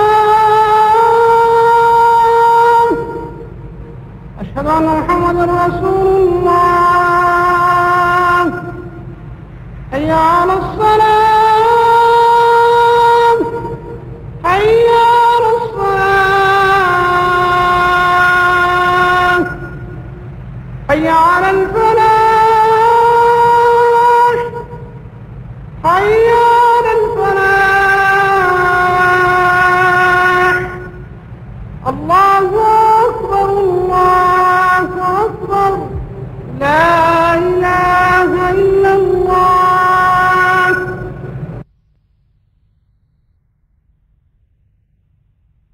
اللهم رب هذه الدعوة التامة والصلاة القائمة آت محمدا الوسيلة والفضيلة والدرجة الرفيعة وابعثه مقاما محمودا الذي وعدته إنك لا تخلف الميعاد. হে আল্লাহ, এই পরিপূর্ণ আহ্বান ও শাশ্বত নামাজের তুমি প্রভু। হযরত মুহাম্মদ সাল্লাল্লাহু আলাইহি ওয়াসাল্লামকে দান করো বেহেশতের সর্বোচ্চ সম্মানিত স্থান এবং সুমহান মর্যাদা, আর তাকে অধিষ্ঠিত করো শ্রেষ্ঠতম প্রশংসিত স্থানে, যার প্রতিশ্রুতি তুমি তাকে দিয়েছ। নিশ্চয়ই তুমি প্রতিশ্রুতির ব্যতিক্রম করো না। The world today is at a defining moment because of the interconnectedness and the economic, social and environmental vulnerabilities created by this interconnectedness. The COVID-19 pandemic has caused a death of over 2.9 million people. More than 250 million people have become unemployed, have lost their jobs. Trillions of dollars were lost as a result of global economic contraction. The virus has taken a heavy toll on poor countries and poor in all the countries. Also, inequalities have been accentuated within the countries and between the rich and the poor countries. The developing countries are faced with the dilemma of not only saving people from the deadly virus, but also saving people from hunger. Today, the world boasts the largest number of young people in history, in human history. Even before the pandemic struck, around 1/5 of the global youth was unemployed and did not have the education and the skills to equip them for the 21st century. We owe our youth to turn this around. We have 550 million young population in D8 countries. Our youth has not only the potential to optimize our opportunities, but also overcome our common challenges. They are entrepreneurs, business innovators, technology pioneers, educators, activists, artists, and journalists. We must create new opportunities for this predominant component of our population. Harnessing technology, promoting innovation, investing in youth education, skills and training is therefore an urgent imperative. We in Pakistan are pursuing these initiatives through programs such as Kamyab Jawan, Hunarmand Pakistan, Youth Entrepreneurship Scheme, and Digital Pakistan. Excellencies, around 100 years ago, our great poet philosopher Allama Iqbal,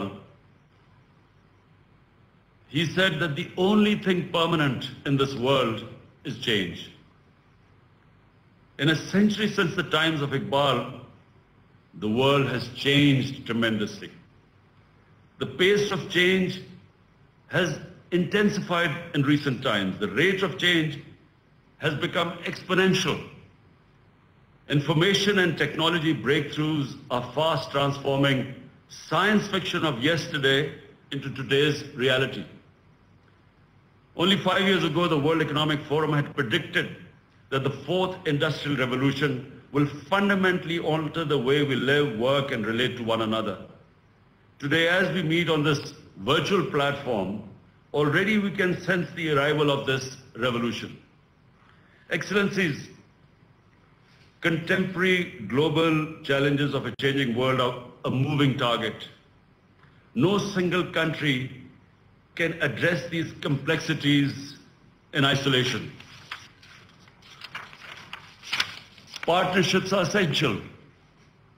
I am happy that in D8 we have a platform to work together for mutual benefit, and win-win solutions.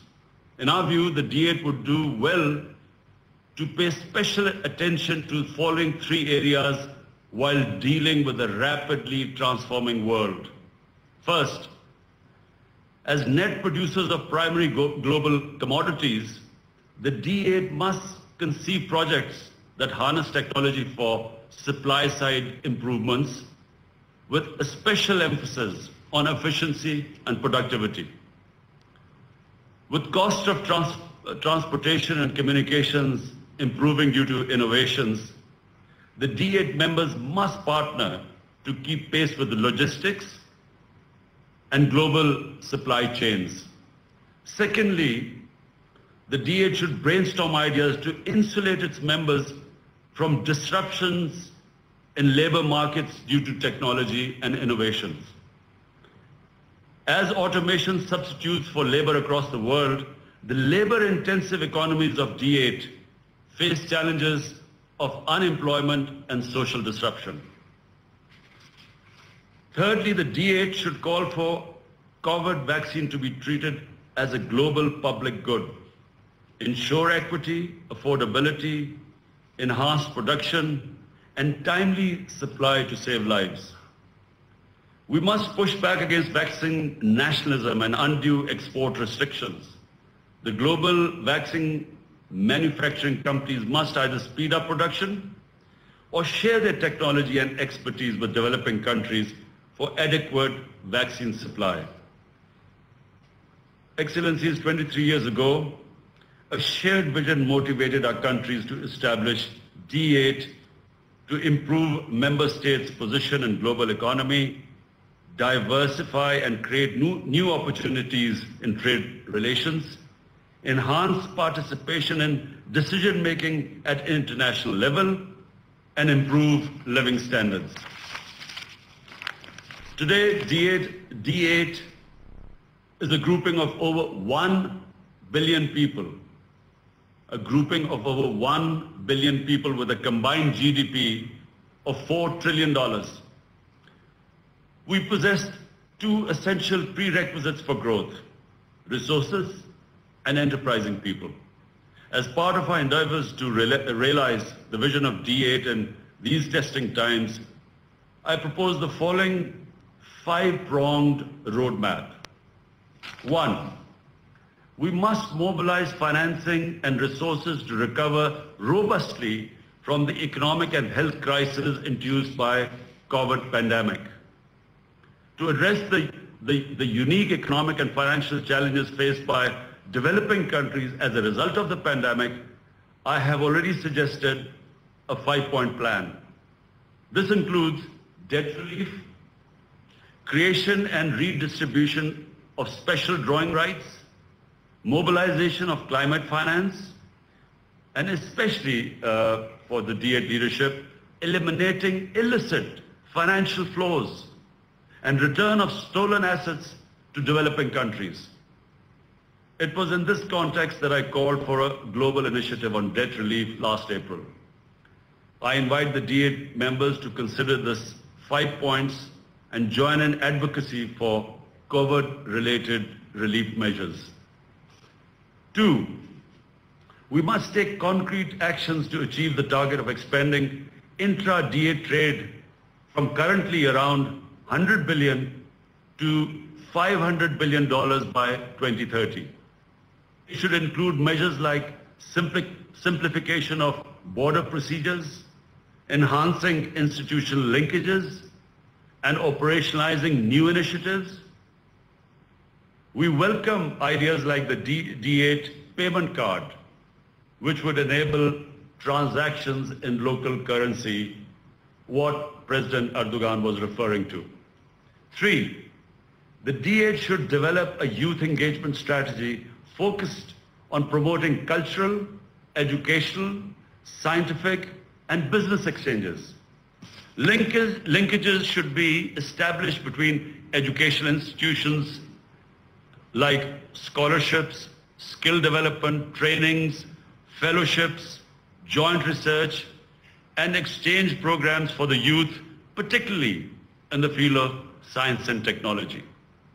4, Technological development is a gateway to economic prosperity, particularly in the post-pandemic period when reliance on technology would be greater than ever before in human history. To remain competitive, we must promote knowledge-based economies, increase expenditure on research and development, and focus on rapid digitalization. Pakistan has recently hosted the inaugural meeting of the D-8 Network of Pioneers of Research and Innovation. 5, we should make D-8 more relevant to the lives of our citizens by promoting food security, enhancing cooperation in health, holding joint sports events and helping each other during natural disasters. To achieve these goals, we need a high level of commitment and mobilization of financial resources by both developed and developing economies. Partnerships between governments, international financial institutions, businesses, and civil society are essential to leverage technology, innovation, and skills to enable every young person to have all opportunities to realize their potential. I'm confident that our collective wisdom and commitment will bring a new vigor to D8. I wish you all a blessed Ramzan, and I thank you.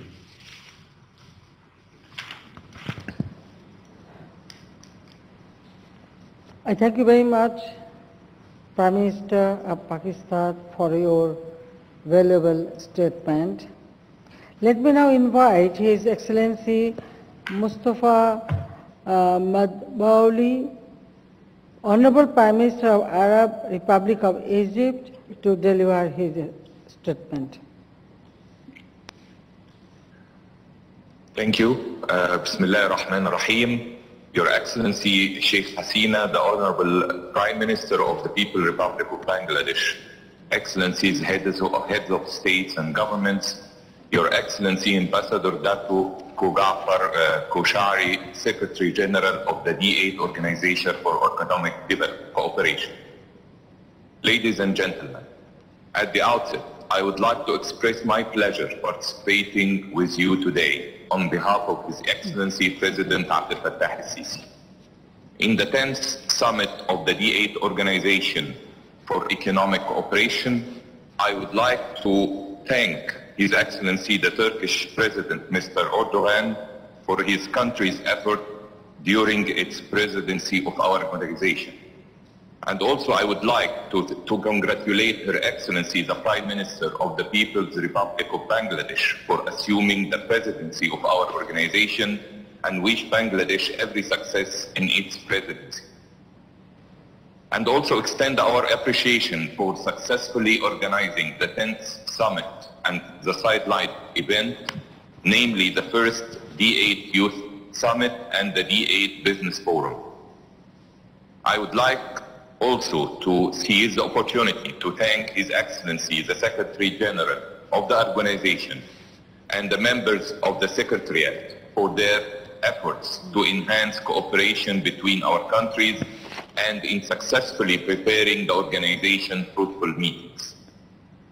Ladies and gentlemen, our summit today is held under a new reality imposed by the crisis of the COVID-19 pandemic, which presents unprecedented health, social and economic challenges to the whole world, and with exceptional implication on the developing countries that are affected on various economic levels, including a direct effect on their sources of revenues from tourism, the access of their exports to global markets, as well as the additional pressure it posed on their budgets and resources to provide the necessary vaccines and treatment to confront the pandemic.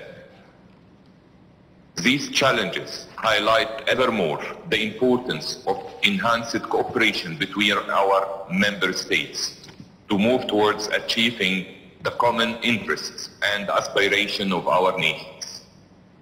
Despite these tremendous challenges, the crisis rearranged the global priorities, and has put at the forefront the development issues in its comprehensive manner, encompassing the economic, social, and environmental aspects.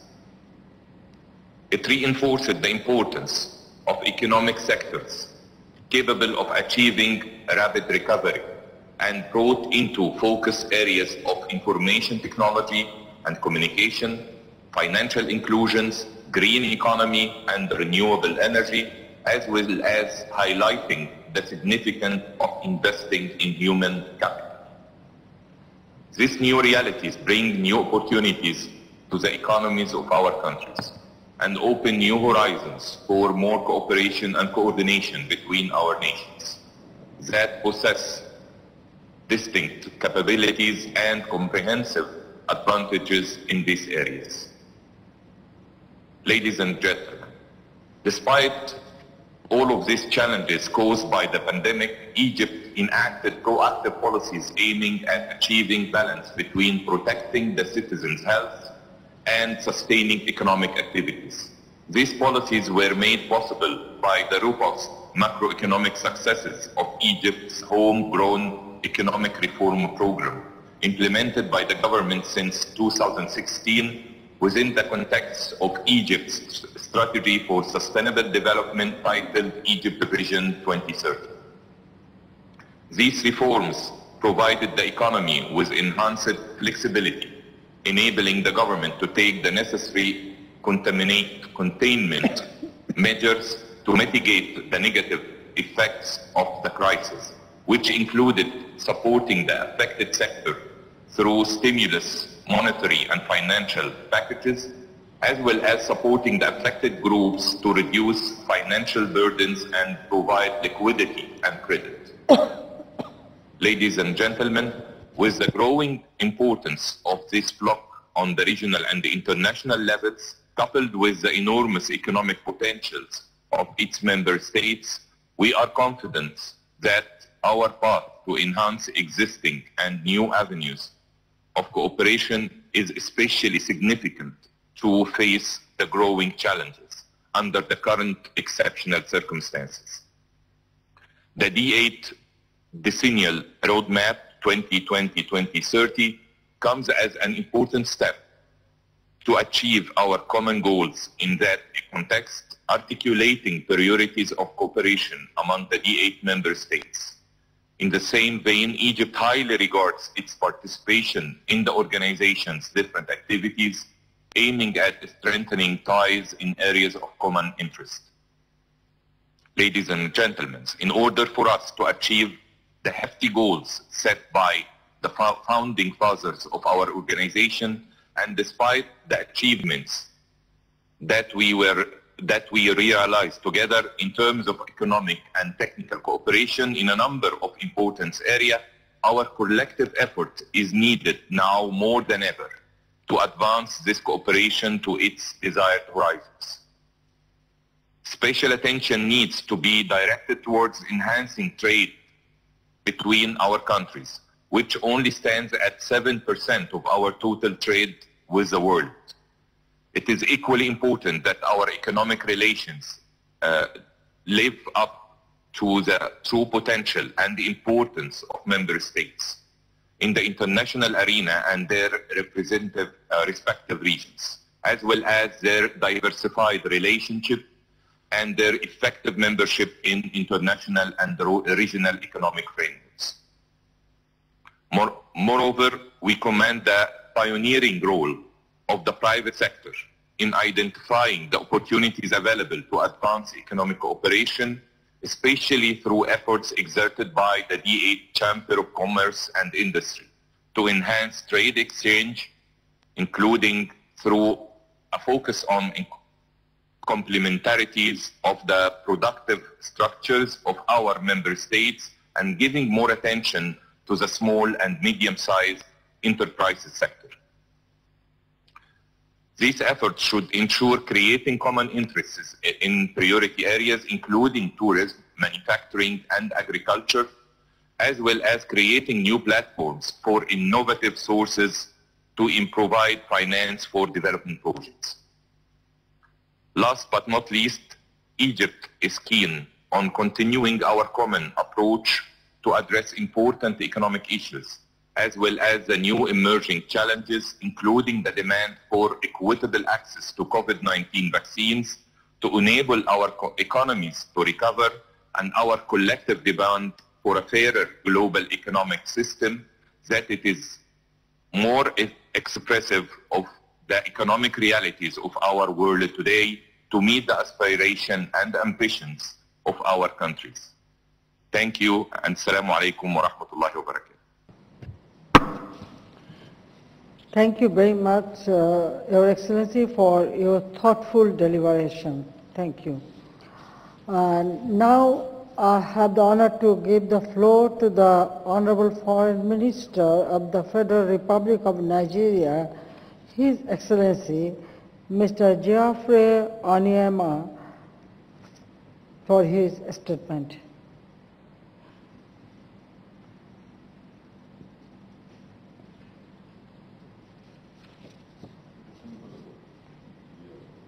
Bangladesh, heads of state and government of D8 member states, the Secretary General of the D8, distinguished delegates, ladies and gentlemen, Assalamu alaikum.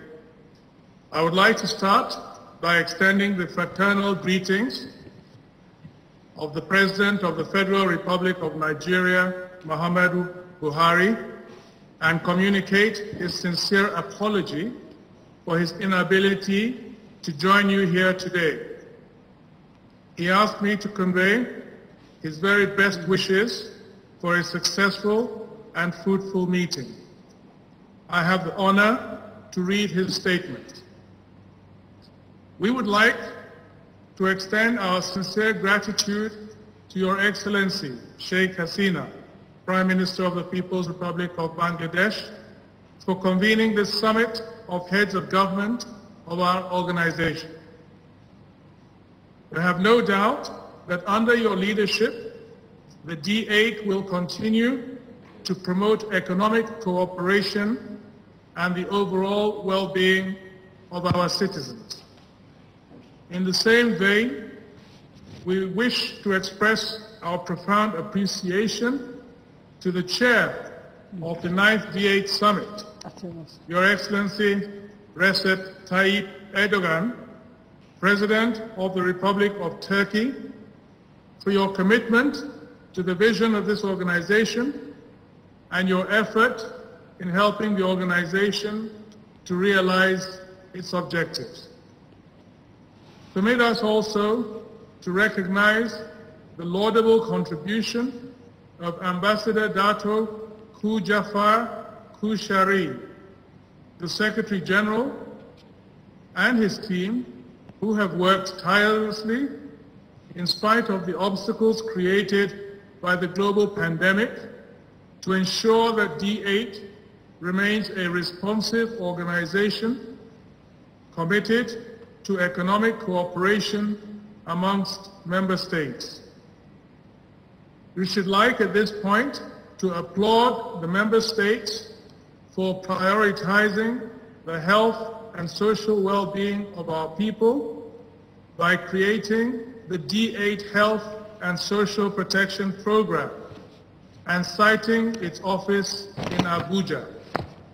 This initiative has enabled our organization to respond to the present health emergency and support member states to achieve the set objectives of the program office. We therefore urge member states to continue to support the activities of the D8 Health and Social Protection Program towards the attainment of Sustainable Development Goals 1, 2, and 3, which are to end poverty, to end hunger, and to ensure quality education. Your Excellencies, the theme of this summit, Partnership for a Transformative World, Harnessing the Power of Youth and Technology, is indeed relevant in our quest to find solutions to the common challenges facing the world. The emergence of COVID-19 pandemic and its attendant effects across national frontiers remind us that no country can sustain its economic development without deeper engagement with other nations.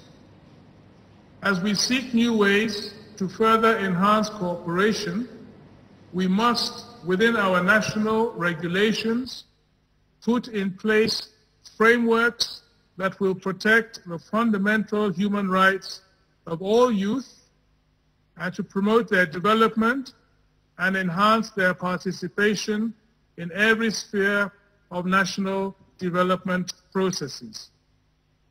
Madam Chair, the role of the youth in shaping the future is very important, as they are our greatest asset in accelerating economic growth and sustainable development.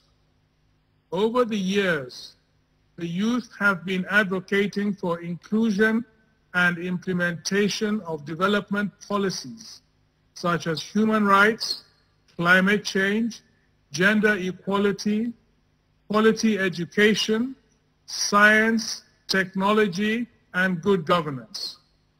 These policies are central to achieving our 2020-2030 decennial roadmap and sustainable development goals. Therefore, for us to have deeper cooperation, we must encourage, equip, and meticulously utilize our teeming youthful population to promote and sustain the 6 priority areas of the partnership of our organization. Your Excellencies, there is no gainsaying the fact that our youth can either be agents of positive or negative change. Unfortunately, recent events have shown that many young people are victims of human traffickers and insurgency groups. They are constantly being lured into antisocial activities or forcefully conscripted into insurgency groups. The alarming increase in the number of youth involved in social vices in our countries call for collective effort in harnessing the innovative potential of our youth. In order to tackle these challenges, Nigeria strongly believes that our youth must be provided with appropriate vocational skills and additional training and greater inclusion in policy making and implementation. To ensure that social peace and the general welfare of our people are guaranteed, we in Nigeria have established several initiatives to actualize the potential inherent in our youth. Some of such initiatives are the Empower program and the Nigerian Youth Investment Fund, which aim to empower our youth. The government of Nigeria has also long recognized the need to ensure our youth's active involvement in the democratic process.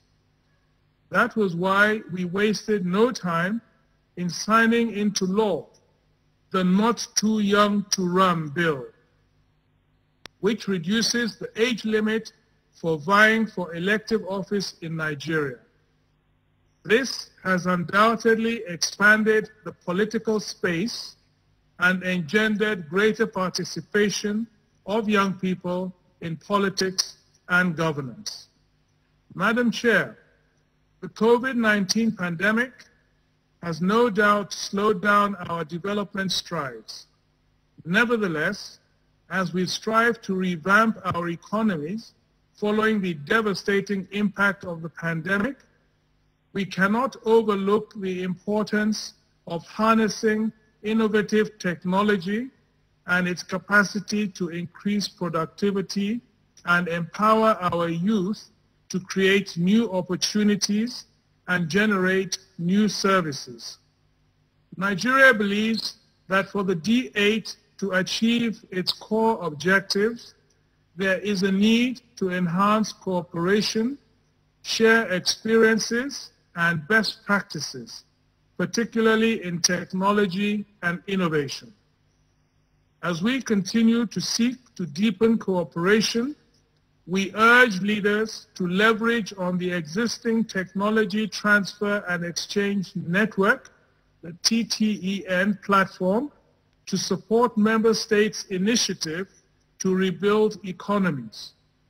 In the spirit of solidarity, we also wish to call on our technologically more advanced members to share their expertise with others to develop our countries. It is only by lifting each other up that we can truly uphold the core principles of our organization.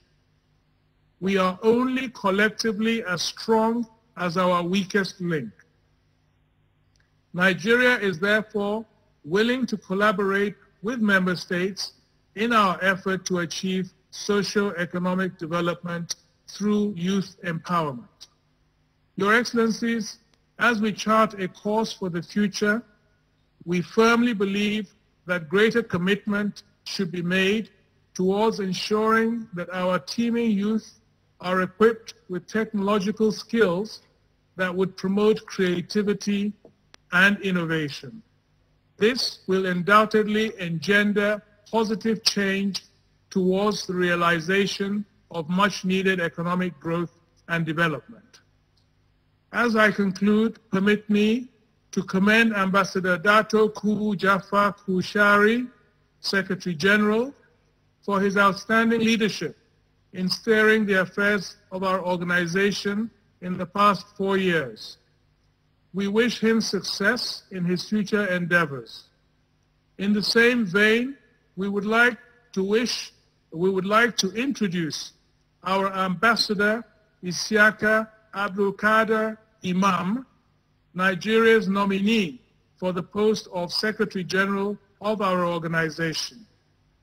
We are confident that Ambassador Imam, a seasoned diplomat, will bring his rich experience to bear on his new assignment if given the opportunity.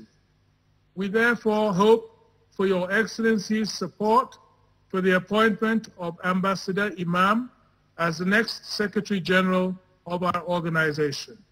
I thank you very much, Your Excellencies.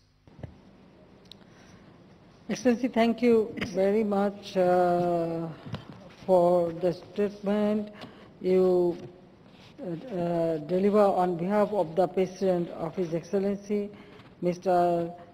Muhammadu Buhari of the Federal Republic of Nigeria. Please convey my regards to the President, and also I congratulate the next Secretary General of D8, Ambassador Isiaka Abdul Kader Imam, and wish him all the best, and he will get all our support. Excellencies, ladies and gentlemen, I would like to express my appreciation for the valuable insights and contributions from your statements, Excellencies, which have enriched the deliberation of this forum. I am certain that what we have shared today will benefit our common efforts to taking the D8 to an elevated height. Thank you, Honorable Prime Minister, Honorable leaders of the D8 countries, ladies and gentlemen. We have listened to the visionary statements delivered by our leaders, giving us their valuable directives and guidelines towards attaining the cherished goals of the D8 in an efficient and diligent manner. Excellencies, today we have 4 special guests who would also share their insights with us. Given the time limitations, we expect to have short but enlightening statements from our guests. Let me have the honor to invite today's first guest speaker, His Excellency Ambassador Askar Musinov, Assistant Secretary General of the Organization of Islamic Cooperation, to deliver his statement. Bismillahirrahmanirrahim. Your Excellency Sheikh Hasina, Honorable Prime Minister of the Government of the People's Republic of Bangladesh, Excellencies, Heads of States and Governments, Honorable Ministers of Foreign Affairs, Honorable Secretary General of the D-8, ladies and gentlemen, it is a distinct honor and privilege for me to represent the Organization of Islamic Cooperation in today's virtual 10th Summit of the D-8. Excellent. On behalf of His Excellency Yusuf Al-Amin, the Secretary General, Excellencies, the theme of today's forum, Harnessing the Power of Youth and Technology, is very relevant for the OIC, as the Muslim world these days is experiencing a historical demographic shift. Most of the OIC member countries are blessed with a relatively young population. Currently, more than 338 million young people of 56 OIC countries are between 15 to 24 years of age. It means that 28% of the world's total youth today live in the Muslim world. And this number is projected to increase further to 30.7% by the year of 2030. The tremendous and invaluable youth capital should be harnessed and developed to drive economic and social change. However, the youth in the Islamic world face critical issues like growth of violent extremism, radicalization, exclusion, Islamophobia, and economical deprivation. These challenges hamper their ability to contribute to the development and prosperity of their countries. Lack of employment opportunities leads to lack of opportunities in life and socio-economic marginalization of our youth that also leads to extremism and political instability. Today the world is witnessing a new historic technological revolution, one as fundamental as the industrial revolution of the past few hundred years. The emerging technologies such as Internet of Things, artificial intelligence, robotics, and big data are revolutionizing almost all spheres of our life. Such vast increase in technological capabilities always creates new challenges and opportunities for the developing countries. In most of the developing countries, utilization of these new technologies has been fairly limited due to a variety of factors, including weak technological infrastructure, shortage of skilled technical personnel in these fields, limited resources, and difficult overall economical conditions. The OIC fully recognizes the emergence and importance of these new challenges to the economic development, societal inclusion, and cohesion of its member states. We believe that promotion of science, technology, and innovation has a crucial role in providing our youth with decent employment, thus enabling the member states to break the nexus between poverty, disease, illiteracy, and extremism. Given the predominantly young population of the Muslim countries, the OIC has devised many strategies to harness their potential. The OIC Chapter accords priority attention to the creation of conducive conditions for sound upbringing of children and the youth in an environment free from all forms of intimidation, religious or cultural discrimination. To this end, OIC has adopted a number of policy frameworks. The 13th Islamic Summit held in 2016 in Istanbul adopted the OIC 2025 Program of Action that places special emphasis on the need for youth capacity building and guided engagement in critical sectors of economic growth, peace and security, human rights, and entrepreneurship. Similarly, the OIC leaders during the first OIC Summit on Science and Technology held in Astana, Kazakhstan in 2017, adopted a 10-year plan, OIC SCI Agenda 2026, that called for nurturing a true scientific culture in young minds. The OIC member states agreed to work for increasing allocation for education to a minimum of 8% of their annual national budgets. In order to implement the vision of the heads of states of the member countries, OIC ministers of Europe regularly meet every 2 years. The fourth session of the Islamic Conference of Youth and Sports Ministers, held in the Republic of Azerbaijan in 2018, adopted a comprehensive OIC youth strategy to strengthen intra-OIC cooperation, to improve well-being of youth in OIC member states, and to eradicate socio-economic development challenges that they face through joint actions. Excellencies, the concerns and challenges faced by youth today are quite different from those faced by the old generation. We have to listen to them, bridge the gaps between the generations, and take the right policy decisions for fully exploiting the potential of our young population, recent technological advances.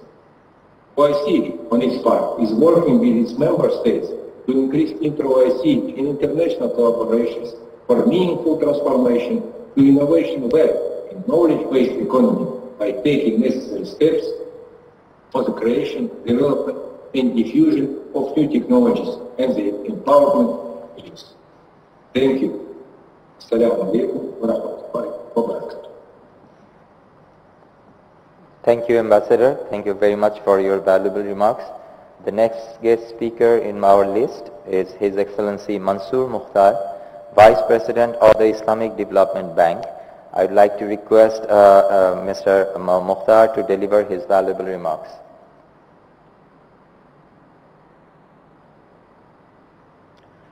Thank you very much.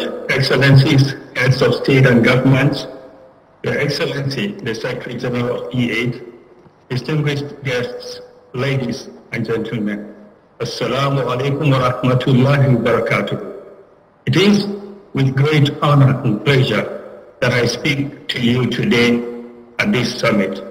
Let me start by extending good message and warm greetings to you all from the President of the Islamic Development Bank, Dr. Bandar Hajja, on whose behalf I am honored to be delivering this statement. I also seize this opportunity to join other distinguished speakers in extending warm congratulations to the government and people of Bangladesh on the country's 50th anniversary golden celebrations. The theme of this summit, Partnership for a Transformative World, harnessing the power of youth and technology, is both timely and relevant to the challenges faced by our member states.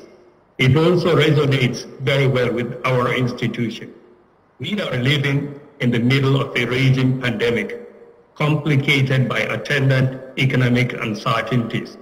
The Islamic Development Bank member countries and other developing nations have been disproportionately impacted by this pandemic.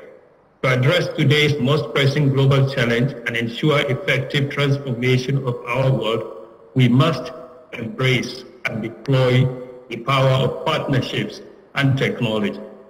I'm pleased to inform this August gathering that building robust partnerships with governments, development and multilateral financial institutions, NGOs and civil societies is one of the key pillars of the current business model of Islamic Development Bank. Similarly, science, technology and innovation are at the core of the bank's new strategy to support its member countries.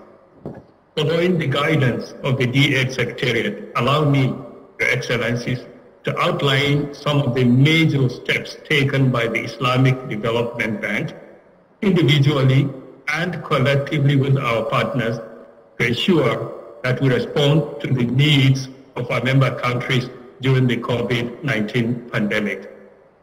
At the onset, the Islamic Development Bank Group committed $2.28 billion under its Strategic Preparedness Response Package to support its member countries respond to the impact of COVID-19 pandemic. I'm happy to report that we are now in the process of increasing our financial commitment to $4.43 billion. To complement our resources and in the spirit of partnership, the President of the Islamic Development Bank played a lead role in mobilizing the heads of Arab Coordination Group institutions to jointly pledge $10 billion for tracking the impact of COVID-19. Already, the institutions have collectively approved $8.6 billion or 86% of the pledged amount. For the D8 countries, I'm happy to report that the Islamic Development Bank Group has so far approved nearly $800 million to support them in mitigating the impact of COVID-19 pandemic. This represents 33% of the initial COVID response package. Support has been provided to D8 member countries through multiple modes, including trade financing, insurance and financial guarantees, as well as, importantly, public sector projects and private sector lending. The support provided to D8 countries has covered mainly food supply sector, which took about 40% of the intervention, small and medium enterprises, financing for the private sector, and health emergency response. Overall, the bank group interventions have been geared towards strengthening health systems, extending lines of finance to SMEs, and supporting interventions in the areas of food security, agriculture, and education. Excellencies, I am delighted to mention that the bank group is also launching a vaccine access facility, IVAC facility, that aims to support our member countries by improving access to COVID-19 vaccines. The IVAC facility will adopt a holistic approach across the entire cycle, covering vaccine development, manufacturing, procurement, and delivery to its end beneficiaries. We have already supported Indonesia in the procurement of vaccines, while the dialogue with other D8 member countries is ongoing to agree on potential areas of support. Harnessing the power of technology is a key feature of our support to D8 countries under the COVID-19 response. The bank has financed innovative programs and products under its COVID response facility to ensure continuity of education, improve healthcare, and engage youth in responding to COVID-19 crisis. Internally, the bank has also launched a blockchain-based global coordination platform to implement its COVID-related support. The platform is an online marketplace that enables coordination of aid delivery among various donors. In particular, it facilitates mobilization of resources from partners in a transparent and efficient manner. Excellencies, beyond the COVID-19 interventions, the bank has historically maintained close collaboration with D8 countries, which are among the bank's largest beneficiaries of its financing. We have also worked closely with D8 countries to undertake several initiatives aimed at harmonizing investment policies, promoting regional integration and trade, and pursuing joint knowledge transfer and capacity development initiatives. It is our ardent desire to continue to strengthen this partnership, which we truly value. In closing, Excellencies, and looking forward, the Islamic Development Bank appreciates the opportunity and stands ready to work with D8 countries and our partners in rebuilding a more resilient post-COVID-19 world and achieving equitable, sustainable development. Thank you very much. Thank you very much, Excellency, for your very informative as well as remarks of support. Mr. Sheikh Hasina, President of the Federation of Bangladesh Chambers of Commerce and Industry and the Chair of the D8 Chambers of Commerce and Industry, recently took over the chairmanship from Mr. Rifat Hisarchikoglu, the President of the Union of Chambers and Commodity Exchanges of Turkey, on 5 April 2021. Mr. Hisarchikoglu deserves special thanks and appreciation from the member states for chairing the D8 CCI successfully and taking forward the D8 CCI since the last summit. Now I call upon Mr. Sheikh Hasina to deliver his remarks. Bismillahirrahmanirrahim. Excellency Sheikh Hasina MP, Honorable Prime Minister Bangladesh, His Excellency Recep Tayyip Erdogan, Honorable President of Turkey, His Excellency Joko Widodo, Honorable President, Indonesia, His Excellency Hassan Rouhani, Honorable President Iran, His Excellency Jeffrey Onyema, Honorable Foreign Minister Nigeria, His Excellency Mohiuddin Yassin, Honorable Prime Minister Malaysia, His Excellency Imran Khan, Honorable Prime Minister of Pakistan, His Excellency Mustafa Madbouli, Honorable Prime Minister of Egypt, His Excellency Muhammad Zahid Ahsan Russell MP, Honorable State Minister, Minister of Youth and Sports, Bangladesh, and Chair of D-8 Youth, His Excellency Ambassador Dato Guzafar Kushari, Secretary General of D-8, Ambassador Askar Mosino, Assistant Secretary General, OIC Science and Technology, Dr. Mansoor Mukhtar, Vice President of Islamic Development Bank, ISDB Group, Excellencies, esteemed speakers, presents, ladies and gentlemen, Assalamu alaikum and good morning and afternoon to you. It is my pleasure to join D-8 Summit, Dhaka 2021, on behalf of the private sector of D-8 Chamber of Commerce and Industries. My heartiest congratulations to Honorable Prime Minister Sheikh Hasina MP of Bangladesh on her new responsibility as the chair of D-8. With admiration for Prime Minister Sheikh Hasina's predecessor, Honorable Recep Tayyip Erdogan, President of Turkey, former chair of D-8. This year marks the birth centenary of Bangladesh's father of the nation, Bangabandhu Sheikh Mujibur Rahman, 50th anniversary of Bangladesh's independence, and LDC graduation with 5-year transition period. Based on Bangabandhu's foundations of Shonar Bangla, visionary leadership of Prime Minister Sheikh Hasina has led Bangladesh to middle-income country, and we are confident on our progress towards developed nation by 2041. Since 2008, Bangladesh's GDP grew 400%, trade grew 240%, and pre-COVID, our poverty was reduced from 46% to 21%, with abject poverty at 11%. During COVID, Prime Minister Sheikh Hasina's prudent fiscal, non-fiscal measures and grants with 4.44% of our GDP helped Bangladesh to absorb the shock in 2020.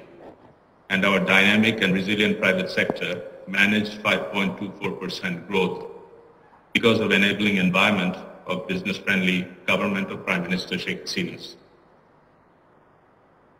Esteemed presence, on April 5th, 2021, FBCCI, Bangladesh's exclusive umbrella trade organization, held the 10th D-8 Business Forum jointly with the Union of Chambers and Commodity Exchange of Turkey, TOB, D-8 CCI, with participation of all national chambers of D-8 countries and honorable ministers of D-8 nations.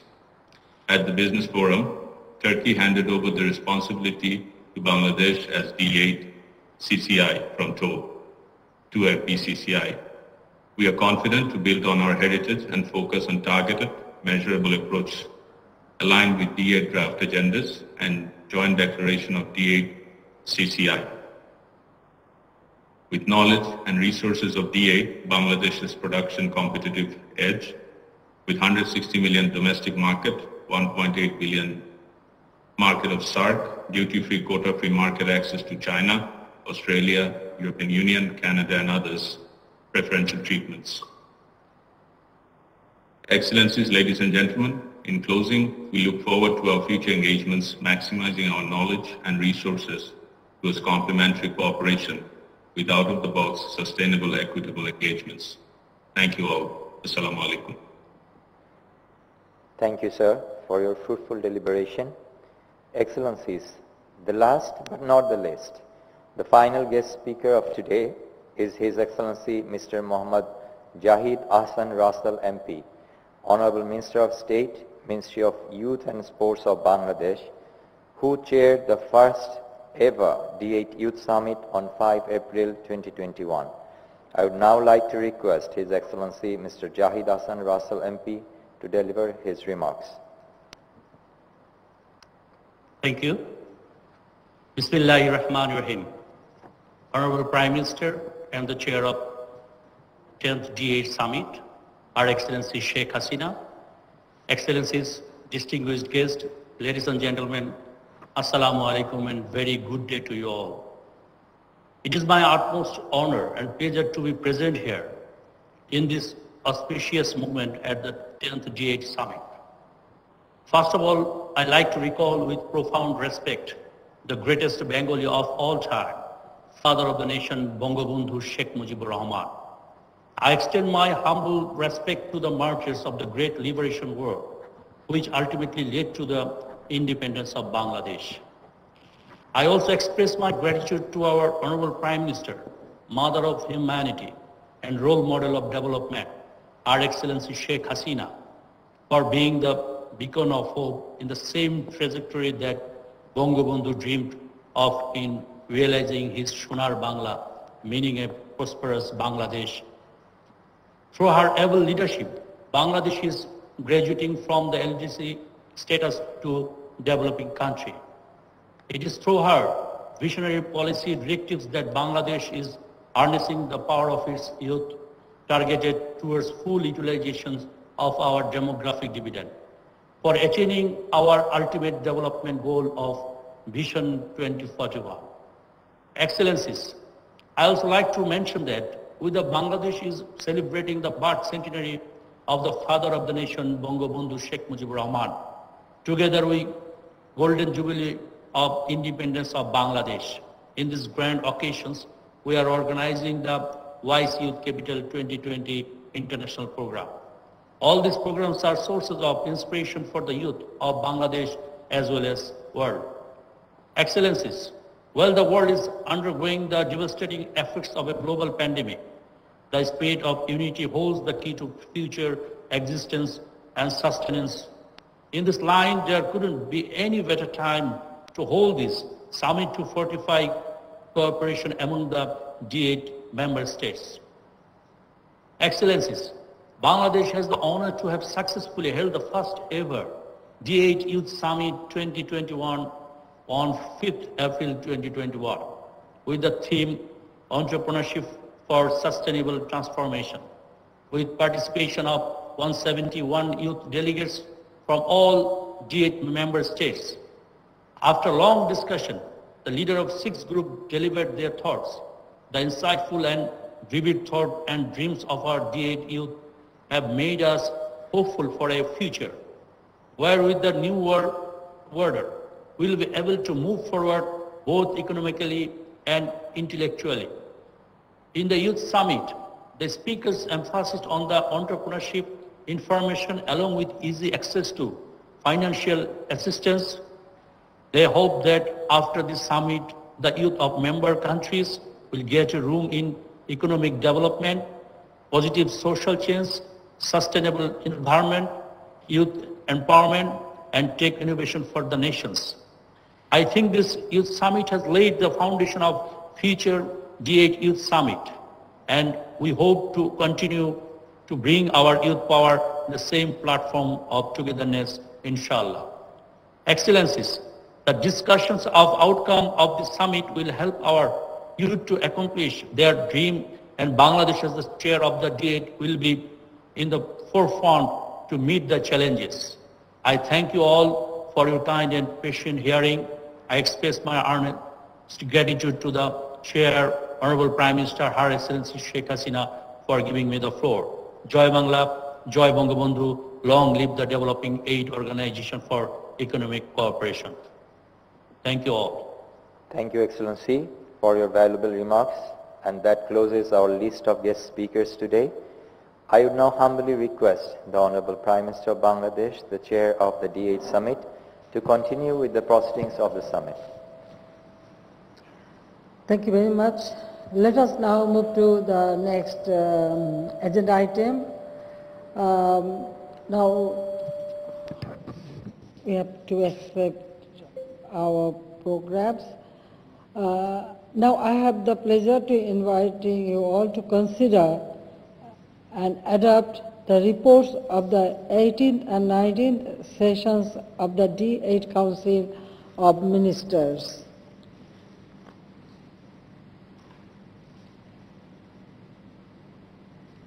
I see no comment. So this summit adopts the reports of the 18th and 19th sessions of the D-8 Council of Ministers. Thank you very much. Now item number 6, consideration and adaptation of the 10th D-8 Summit outcome documents.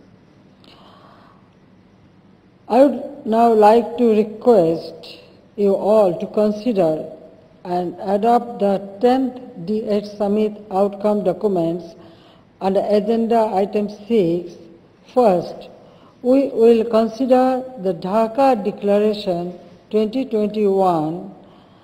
Member states can comment by putting up their hands if you have any comment. Thank you very much. I see no comments, so I can now declare the Dhaka Declaration 2021 is adopted. We will now consider for adaptation of the D-8 decennial roadmap for 2020 to 2030.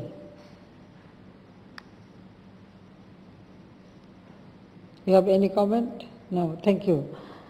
The decennial roadmap 2020-2030 is adopted.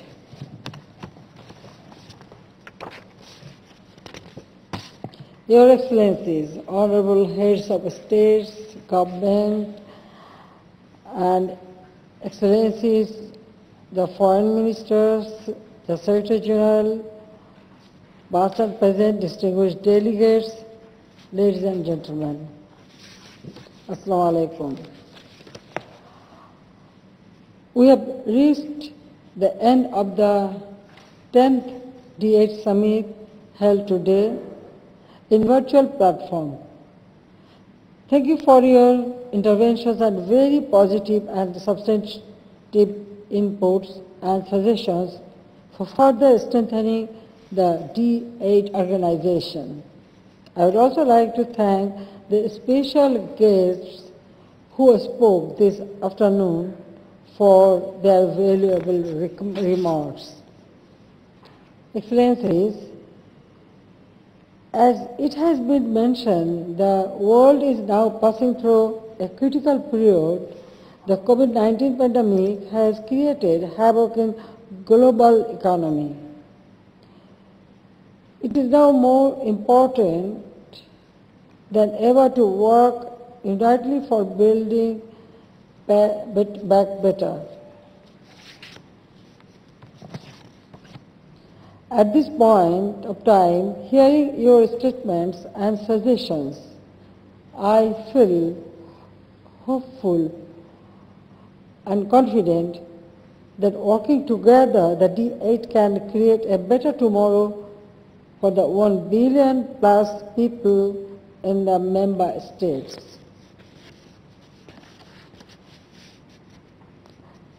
Excellencies, the last 4 days have truly inspired for all of us. As we, our ministers and the commissioners, deliberated on the theme of this year's D-8 code, Partnership for Transformative World, harnessing the power of youth and technology, unquote. New ideas were floated, discussed, and adopted. New solutions were encouraged, new ways were explored to transform the society and the economy by optimally using the demographic dividend and the fourth industrial revolution. This is the first time we held the Youth Summit. Let us take the benefit of the demographic dividend that we as a group are enjoying now. We also sincerely hope that the private sectors of our countries will have more productive, mutually beneficial interaction and cooperation. I would also like to take the opportunity to congratulate again Secretary General Ambassador Dato Ko Jafar Ko Sheri for his contribution to this organization during his tenure. Under his leadership, the Secretariat has become more vibrant, more invigorated, more tuned to serve the member states. I wish him success in his future endeavor. At the same time, I wish his successor, Ambassador Ishaka Abdul Qadir Imam, a productive and successful tenure as the next Secretary General of the D-8. Excellencies, in my remarks I had mentioned that the D-8 is now poised to deliver its goal of economic development through creating synergies. I am happy to note that all distinguished heads of states and government are also of the same view. This common position will help us to fulfill the ambitions of the organization as a whole. Almost last 3 hours, we heard about the several different initiatives of the D-8, covering wide-ranging issues like technology, agriculture, business, health, and education. I am confident that with our support and encouragement, D-8 will flourish further in the coming days, and we will be able to achieve even more. At this juncture of time, let us transform D-8 into a more dynamic, more visionary, more forward-looking group. Let us take the D-8 to a newer heights. Let us work for closer economic and social ties. Let us work together to achieve our common vision of achieving peace and prosperity for our peoples and for our next generation. I wish you all Ramadan Mubarakbad, because within few days the Ramadan will start. So Ramadan Mubarak to all the D-8 leaders and their people, and also all Muslim Ummah. I thank you all. Joy Bangla, Joy Bangabandhu. May Bangladesh live forever. Long live D-8. Thank you very much for your participation. Thank you. Excellencies, distinguished guests, the adoption of the 10th D-8 Summit documents, including the Dhaka Declaration and D-8 Decennial Roadmap for 2020-2030, and closing remarks of the current Chair, Honorable Prime Minister of Bangladesh, Her Excellency Sheikh Hasina, have brought us to the end of the 10th D-8 Summit. With the kind permission of the Chair of the Summit, we announce the adjournment of today's Summit session. Thank you all. Assalamu alaikum.